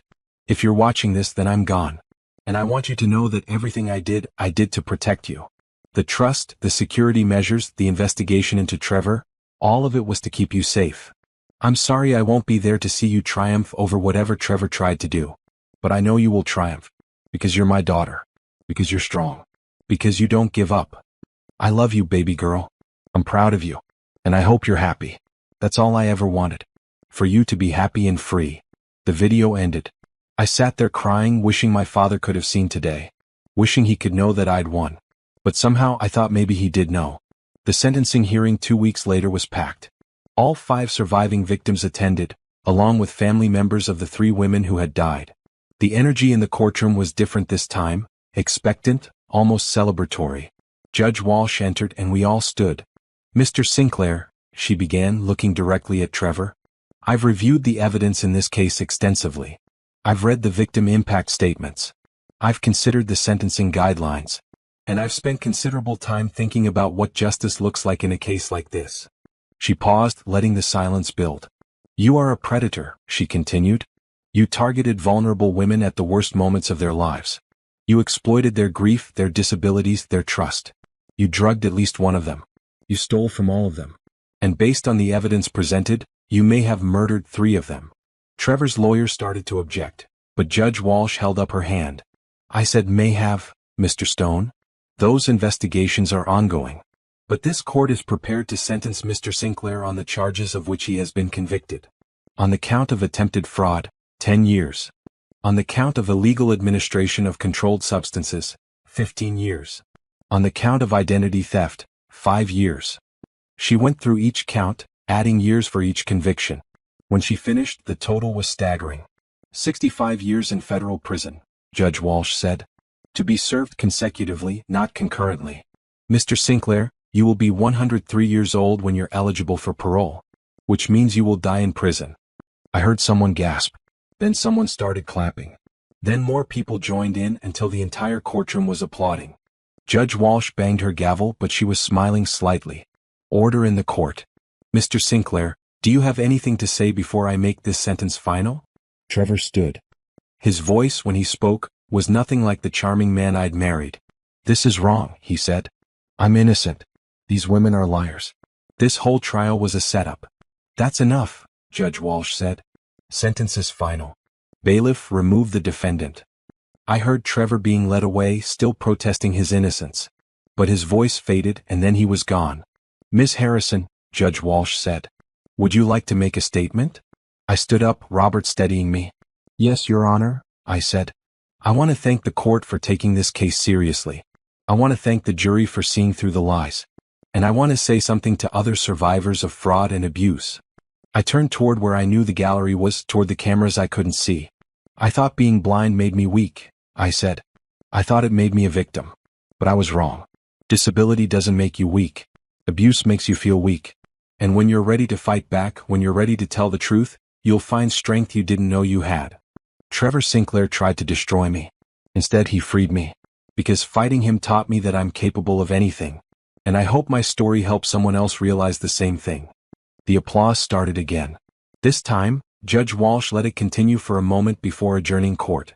Outside, the 5 of us, Angela, Rachel, Sophia, Lauren, and me, stood together facing the press. We're forming a foundation, Angela announced. The Survivor's Voice Foundation. We'll provide legal assistance, counseling, and support for people escaping financial abuse and exploitation. We're also pushing for stronger laws, Rachel added. Laws that protect vulnerable people from predators like Trevor Sinclair. And we're not going away, I said. We're here. We're strong. And we're ready to help. The questions from reporters were different this time. Not accusatory or skeptical, but supportive. Interested. By the time we left the courthouse, I felt like something had shifted. We weren't victims anymore. We were advocates. That evening, I had dinner with Robert and his family. His wife, Susan, had been a quiet supporter throughout the trial, and their teenage daughter, Emma, peppered me with questions about being blind. Does it hurt? Emma asked. Not being able to see? Sometimes, I admitted. Not physically. But emotionally, yes. I miss seeing sunsets. I miss seeing people's faces. I miss colors. But you can still do stuff, Emma said. You teach. You go places by yourself. You fought in court. Yes, I said. Being blind is hard sometimes, but it doesn't stop me from living. That's cool, Emma said simply. After dinner, Robert drove me home. "Your father would be so proud," he said as we pulled up to my townhouse. "I wish he could have seen it," I said. "He did," Robert said. "In his own way. He knew you'd fight. He knew you'd win. That's why he set everything up the way he did." "Thank you," I said. "For everything. For believing in me. For fighting for me. Always," Robert said. "Your father was my best friend. Taking care of you is an honor, not a burden." Inside, Patricia had left me a note in Braille. "Went to visit my sister for the weekend. You'll be fine on your own. Trust yourself. Patricia." I smiled. She was right. I would be fine. I made myself dinner, navigated my home with confidence, and settled in to relax. For the first time in years, I felt truly safe. Truly free. My phone rang. A number I didn't recognize. "Hello." I answered cautiously. "Miss Harrison? This is Dr. Mills from the medical examiner's office. I have the results from your father's exhumation." My heart stopped. "And?" "I'm sorry to tell you this," Dr. Mills said, "but your father was poisoned. We found high levels of digoxin in his system. It's a heart medication that, in high doses, can cause cardiac arrest." "Trevor killed him," I whispered. "We believe so," Dr. Mills said. "The prosecutor is filing additional murder charges. I wanted you to hear it from me first." I hung up and sat in the darkness, crying. My father. My brilliant, loving father. Trevor had killed him to get to me, to get to his money. But Trevor was already going to prison for life. This just meant he'd never have a chance at parole. It meant justice for my father too. I called Robert and told him the news. "I'm so sorry, Naomi," he said. "But your father's death won't be for nothing. This seals Trevor's fate completely." After we hung up, I sat for a long time thinking about my father. About how much he'd loved me. About how he'd tried to protect me even from beyond the grave. "I got him, Dad," I said to the empty room. "He's going away forever. You can rest now." The next morning I went to therapy. Not court-ordered therapy, but real therapy with Dr. Rahman, who'd become someone I trusted. "How are you feeling?" she asked. "Relieved," I said. Sad about my father. Angry that Trevor took so much from me. But also, hopeful. "Hopeful is good," Dr. Rahman said. "What are you hopeful about?" "My life," I said. "For the first time in years, I feel like I have a future. Like I can do things. Be things. I'm teaching again. I'm helping other survivors. I'm living independently." "You've come so far," Dr. Rahman said. "When I first evaluated you at the bank, you were traumatized and confused. Now look at you. You're thriving." "I'm trying," I said. "You're succeeding," she corrected. That week, I started planning the foundation with the other survivors. We rented office space. We hired staff. We created programs for legal assistance, financial counseling, and emotional support. "We should have a hotline," Sophia suggested. "For people who think they might be in a bad situation but aren't sure. And a database of known offenders," Rachel added. "So people can check if someone they're dating has a history of fraud." "I want to fund emergency housing," I said. "For people who need to escape quickly like I did." We worked long hours, fueled by purpose and determination. The foundation became our shared mission, our way of turning our pain into something positive. I also went back to Lincoln Elementary full-time. Teaching became my joy again. The kids didn't see me as disabled. They just saw me as their teacher who happened to use a cane and couldn't see the art they made, but who could help them create it anyway. "Miss Harrison." Tommy called one day during art class. "I made a sculpture. Want to feel it?" I ran my hands over his creation, a clay dinosaur with scales he'd textured using a fork. "This is amazing," I said. "Tell me about it." "It's a T-Rex," Tommy said excitedly. "His name is Tiny even though he's big. And he's nice, not mean like in movies." "I love that," I said. "Everyone needs to remember that things aren't always what they seem." After school that day, I stopped by the therapy center where I'd been learning new skills. Patricia had suggested I try some of their other programs, including a music class. "I don't play any instruments," I told her. "You don't play any instruments yet," she'd corrected. The music teacher, a man named Isaac, had a patient voice and a gentle teaching style. "Naomi, right?" he said when I arrived. "Patricia told me you might stop by. Ever played piano?" "No," I said. "I painted before I lost my sight. Music wasn't really my thing." "Music can be for anyone," Isaac said. "Want to try?" He guided me to the piano bench, placed my hands on the keys, and showed me where middle C was. "Now just explore," he said. No pressure. Just play. I pressed keys randomly at first, creating discordant sounds. But then I found a pattern. A rhythm. Something that almost sounded like music. That's it, Isaac said. You're a natural. That's generous, I said, laughing. I'm serious, he said. You have a good ear. And playing piano is great for blind people. It's all about touch and hearing. Want to come to my class on Thursday? Maybe, I said. But I went. And I kept going. There was something peaceful about music, about creating beauty through sound instead of sight. It filled a space inside me that had been empty since I'd stopped painting. Isaac was a good teacher, patient and encouraging. He never made me feel like my blindness was a limitation. He adapted his teaching, using tactile markers on the keys and describing musical concepts in ways I could understand. You're getting really good, he said after a few weeks. Have you been practicing at home?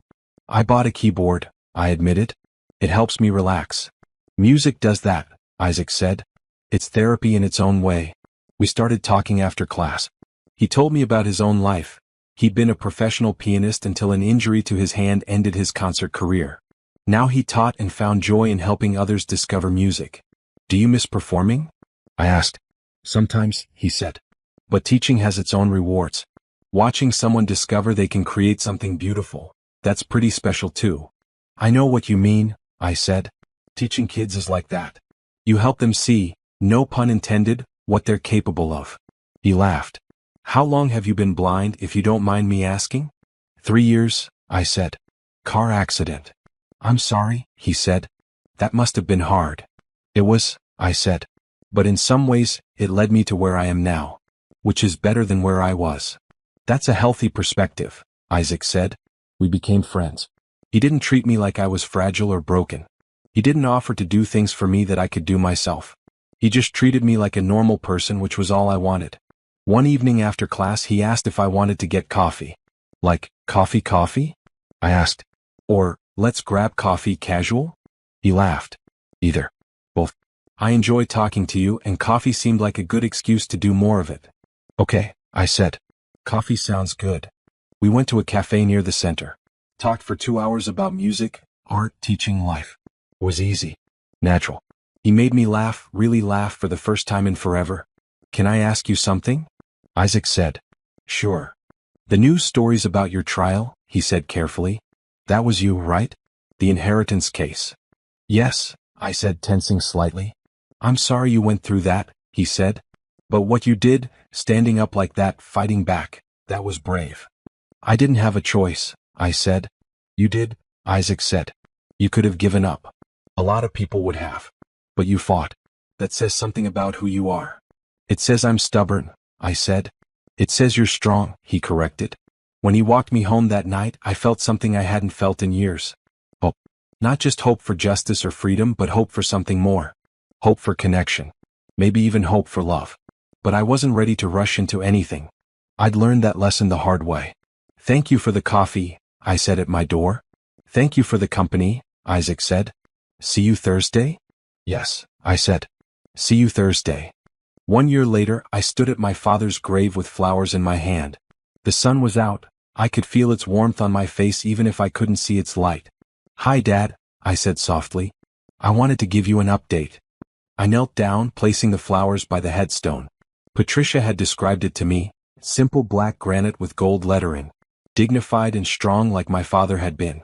Trevor got life in prison, I said. They convicted him of your murder too. The other 2 cases are still being investigated, but it looks like they'll get him for those 2. He'll never hurt anyone again. The wind rustled through the trees. I imagined my father listening, proud. The foundation is doing really well, I continued. We've helped over 200 people escape abusive situations in the past year. We have offices in 3 cities now and we're expanding. Angela is the director and she's amazing at it. I'm still teaching. Principal Henderson promoted me to head of the arts program. I'm developing curriculum for blind and visually impaired students across the district. Remember how you always said I should think bigger? I'm trying. I paused, smiling slightly. And Dad, I met someone. His name is Isaac. He's a piano teacher. He's kind and funny and he treats me like I'm normal. Not broken, not helpless, just me. We've been dating for 6 months now. It's slow and careful because I needed it to be. But it's good. Really good. I think you'd like him. He's not impressed by money. He doesn't care about the inheritance. He just likes me for me. The way you always said someone should. I stood up, brushing dirt from my knees. I'm happy, Dad, I said. Really happy. Trevor tried to destroy me, but instead he freed me. I'm stronger now than I ever was before. I'm independent. I'm doing meaningful work. I have people who love me. I miss you every day. I wish you were here to see all of this. But I think somehow you are here. In the foundation I built with your money. In the trust you set up that protected me. In every video message you left that reminded me who I am. Thank you for believing in me. Thank you for protecting me. Thank you for being my dad. I touched the headstone one more time, then turned and walked back toward where Patricia was waiting by the car. Ready? She asked gently. Yes, I said. Let's go. The drive back into the city was quiet. I was meeting Isaac at the foundation office for our big event, a gala fundraiser featuring performances by blind and visually impaired musicians. Nervous? Patricia asked. A little, I admitted. I'm giving a speech. You'll be great, Patricia said. You always are. The gala was held at a beautiful hotel ballroom. Patricia described the decorations, twinkling lights, elegant tables, hundreds of people in formal wear. I'd chosen a deep blue dress that she said brought out my eyes. Isaac found me as soon as I arrived. You look beautiful, he said, kissing my cheek. You can't even see me, I teased. I don't need to see you to know you're beautiful, he said. I can hear it in your voice. Feel it in how you carry yourself. That's very smooth, I said, laughing. I've been practicing, he admitted. Robert was there with his family. Angela, Rachel, Sophia, and Lauren were there with their families. Detective Mills came, and Judge Walsh, and even Carmen from the bank. Look at what you started, Carmen said, hugging me. All of this because you refused to sign that paper. All of this because you read it aloud, I corrected. You saved my life that day. We saved each other, Carmen said. When it was time for my speech, Isaac guided me to the stage. I stood at the microphone, facing a room full of people I couldn't see and felt no fear at all. Good evening, I said. My name is Naomi Harrison, and I'm the founder of the Survivor's Voice Foundation. A year ago, I was a different person. I was isolated, confused, and convinced that my blindness made me helpless. I was married to a man who was systematically drugging me and planning to steal my inheritance. But then something happened. A bank cashier named Carmen read a document aloud, and suddenly I couldn't pretend anymore. I couldn't ignore what was happening. I had to fight back. Fighting back was the hardest thing I've ever done. It meant admitting I'd been fooled. It meant accepting that someone I loved had never loved me back. It meant standing up in court and telling strangers my most painful secrets. But it also set me free. Free from abuse. Free from control. Free to discover who I really am. This foundation exists because 5 women decided to turn our pain into purpose. We survived Trevor Sinclair's abuse, and now we're helping others survive too. In the past year, we've provided legal assistance to 237 people. We've helped 89 people escape dangerous situations. We've given financial counseling to 156 families. But beyond the numbers, we've created a community. A place where survivors can be heard, believed, and supported. Because that's what we all needed and didn't have. If you're here tonight wondering if you're really being abused, if you're questioning whether what's happening to you is wrong, let me say this. Trust your instincts. If something feels wrong, it probably is. You deserve better. And we're here to help you get it. Thank you for supporting our work. Thank you for believing in survivors. And thank you for helping us build a world where vulnerable people are protected, not exploited. The applause was thunderous. I stepped away from the microphone and Isaac was there to guide me down. That was perfect, he said. The evening continued with performances and auctions and dancing. Isaac and I danced to a slow song, his arms around me, and I felt completely at peace. Can I tell you something? He asked. Always. I'm falling in love with you, he said quietly. My breath caught. Really? Really, he said. I know we're taking things slow and that's fine. I just wanted you to know. No pressure. Just the truth. I was quiet for a moment, feeling the weight of his words. After Trevor, I'd been so afraid of trusting anyone. So afraid of being fooled again. But Isaac wasn't Trevor. Isaac had spent 6 months proving that he was exactly who he said he was. Patient, kind, honest. He'd never once pushed me to move faster than I was ready for. He'd never made me feel weak or helpless. He'd just been there, steady and true. I'm falling in love with you too, I said. It scares me a little, but it's true. Why does it scare you? He asked gently. Because the last time I loved someone, it almost destroyed me, I admitted. I'm not him, Isaac said. I will never be him. I don't want your money. I don't want to control you. I just want to be with you. The real you. The strong, stubborn, brilliant you. Okay, I said, leaning against him. Then let's see where this goes. No rush, Isaac promised. We have all the time in the world. The gala raised over $2 million for the foundation.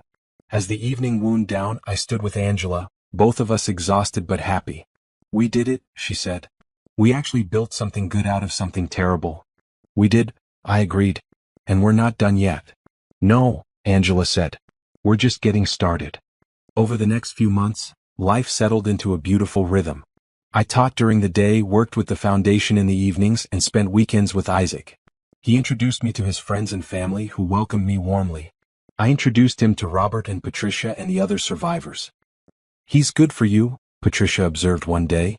You're happier than I've ever seen you. I am happy, I said. Really, truly happy. Isaac started teaching me more complex pieces on the piano. I wasn't going to be a concert pianist, but I could play well enough to enjoy it. We'd sit together at his piano, his hands guiding mine, and I'd think about how different this was from my marriage to Trevor. Trevor had wanted to do everything for me. Isaac wanted to do things with me. That difference was everything. One evening, Isaac and I were sitting in my living room after dinner when he said, I have something I want to ask you. My heart jumped. Okay. Not that, he said quickly, reading my tension. Not yet anyway. I want to take things at your pace, remember? Then what? I asked, relaxing. I want you to meet my grandmother, he said. She's 92 and lives in a nursing home across town. She's the most important person in my life, and I want her to meet the woman I love. The woman I love. The words settled around me like a warm blanket. I'd like that, I said. We visited his grandmother the following weekend.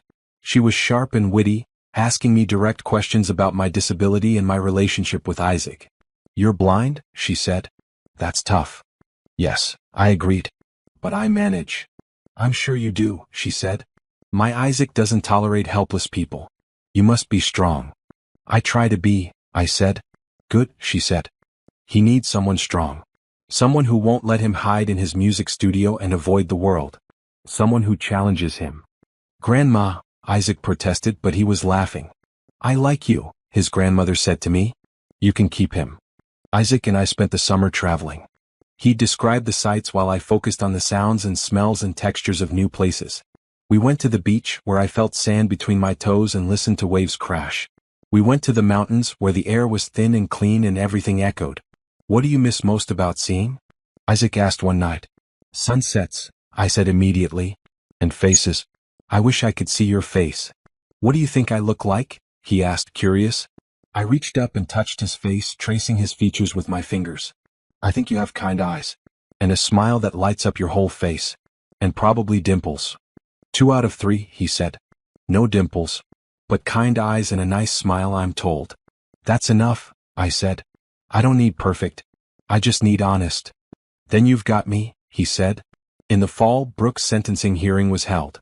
She'd cooperated fully with prosecutors and testified against Trevor, so her sentence was lighter, 15 years with possibility of parole after 10. I didn't attend the hearing. I was done with that chapter of my life. Let her serve her time. I had better things to focus on. The foundation opened its 4th office.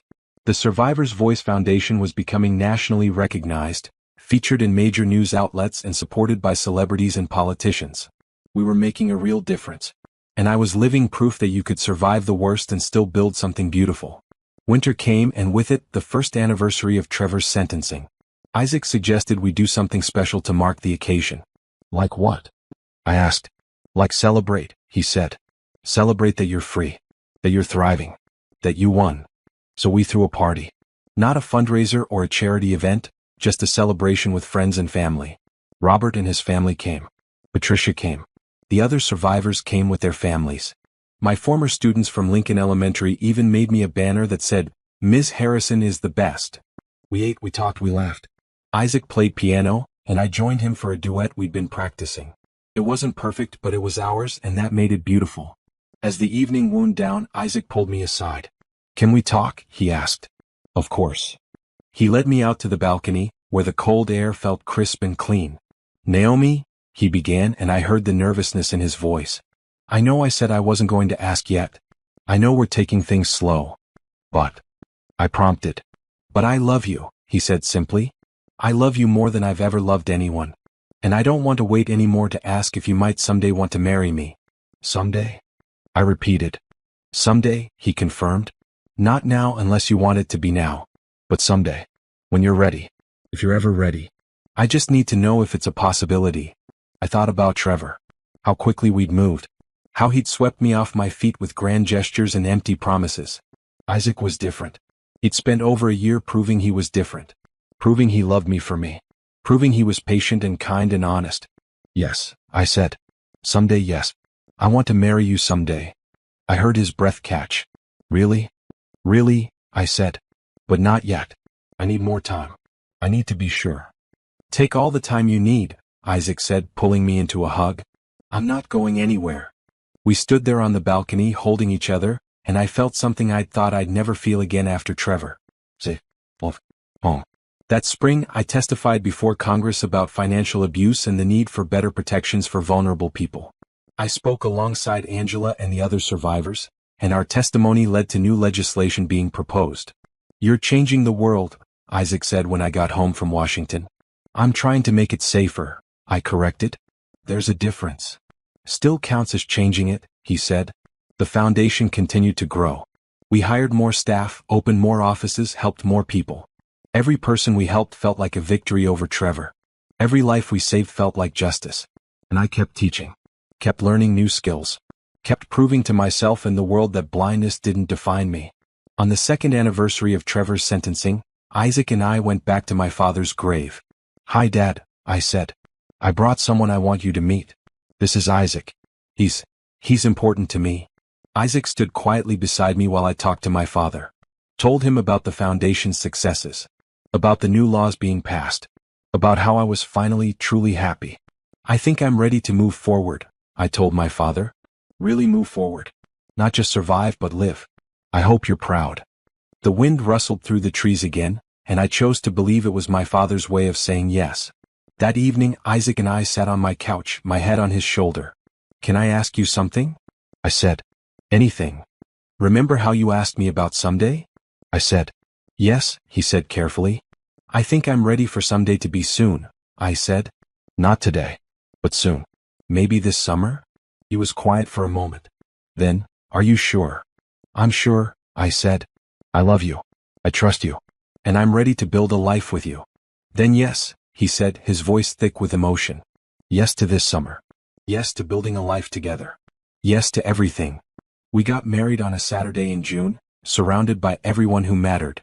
The ceremony was small and simple, held in a garden with flowers I couldn't see but could smell. Angela was my maid of honor. Robert walked me down the aisle. Isaac described his first sight of me in my wedding dress, his voice full of awe. I described how it felt to finally marry someone who loved me completely, honestly, truly. We exchanged rings and vows. Simple promises to love, support, and challenge each other. To be partners in every sense of the word. To build a life based on trust and respect. "I do," I said, meaning it with every fiber of my being. "I do," Isaac said, and I heard the smile in his voice. When he kissed me, I knew this was different from my first wedding. This was real. This was right. This was my happy ending. But not an ending at all, really. Just a new beginning.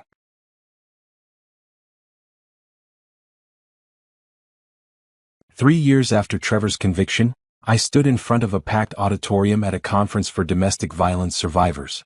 Isaac was in the front row, supporting me like he always did. The other survivors were scattered throughout the audience. "My name is Naomi Harrison," I said. "And I want to tell you a story about a blind woman who almost lost everything." I told them everything. The accident. The abuse. The drugging. The attempted theft. The fight for justice. "But this isn't a story about being a victim," I said. "It's a story about becoming a survivor. And then an advocate. And then someone who helps other people survive too. Being blind didn't make me weak. Being abused made me feel weak. But fighting back made me strong. And if you're here today because you're trying to escape abuse or you're trying to rebuild after abuse, I want you to know something. You are stronger than you think. You are capable of more than you know. And you are not alone. There are people who will help you. There are resources available. There are survivors who will stand with you and remind you that you're not crazy, you're not overreacting, and you deserve better. My father used to tell me that I could do anything I set my mind to. He was right. And so can you. The applause was deafening. People stood. Some were crying. Some were smiling. All of them were survivors too. After the speech, people lined up to talk to me, to share their stories, to thank me for sharing mine. One woman, her voice shaking, said, "I've been trying to leave for 2 years, but I keep thinking I can't do it alone, that I need him." "You don't need him," I said gently. "You need support. You need resources. You need people who believe in you. But you don't need him." "How do I start?" she asked. I gave her the foundation's number, told her about our emergency housing, our legal assistance, our counseling services. "We'll help you," I promised. "You just have to take the first step." "Okay," she said. "Okay, I will." Watching her walk away, I felt my father's presence again. Felt his pride. Felt his love. Trevor had tried to destroy me. Instead, he'd shown me who I really was. Strong. Capable. Brave. A survivor. A fighter. My father's daughter. And now, finally, truly free.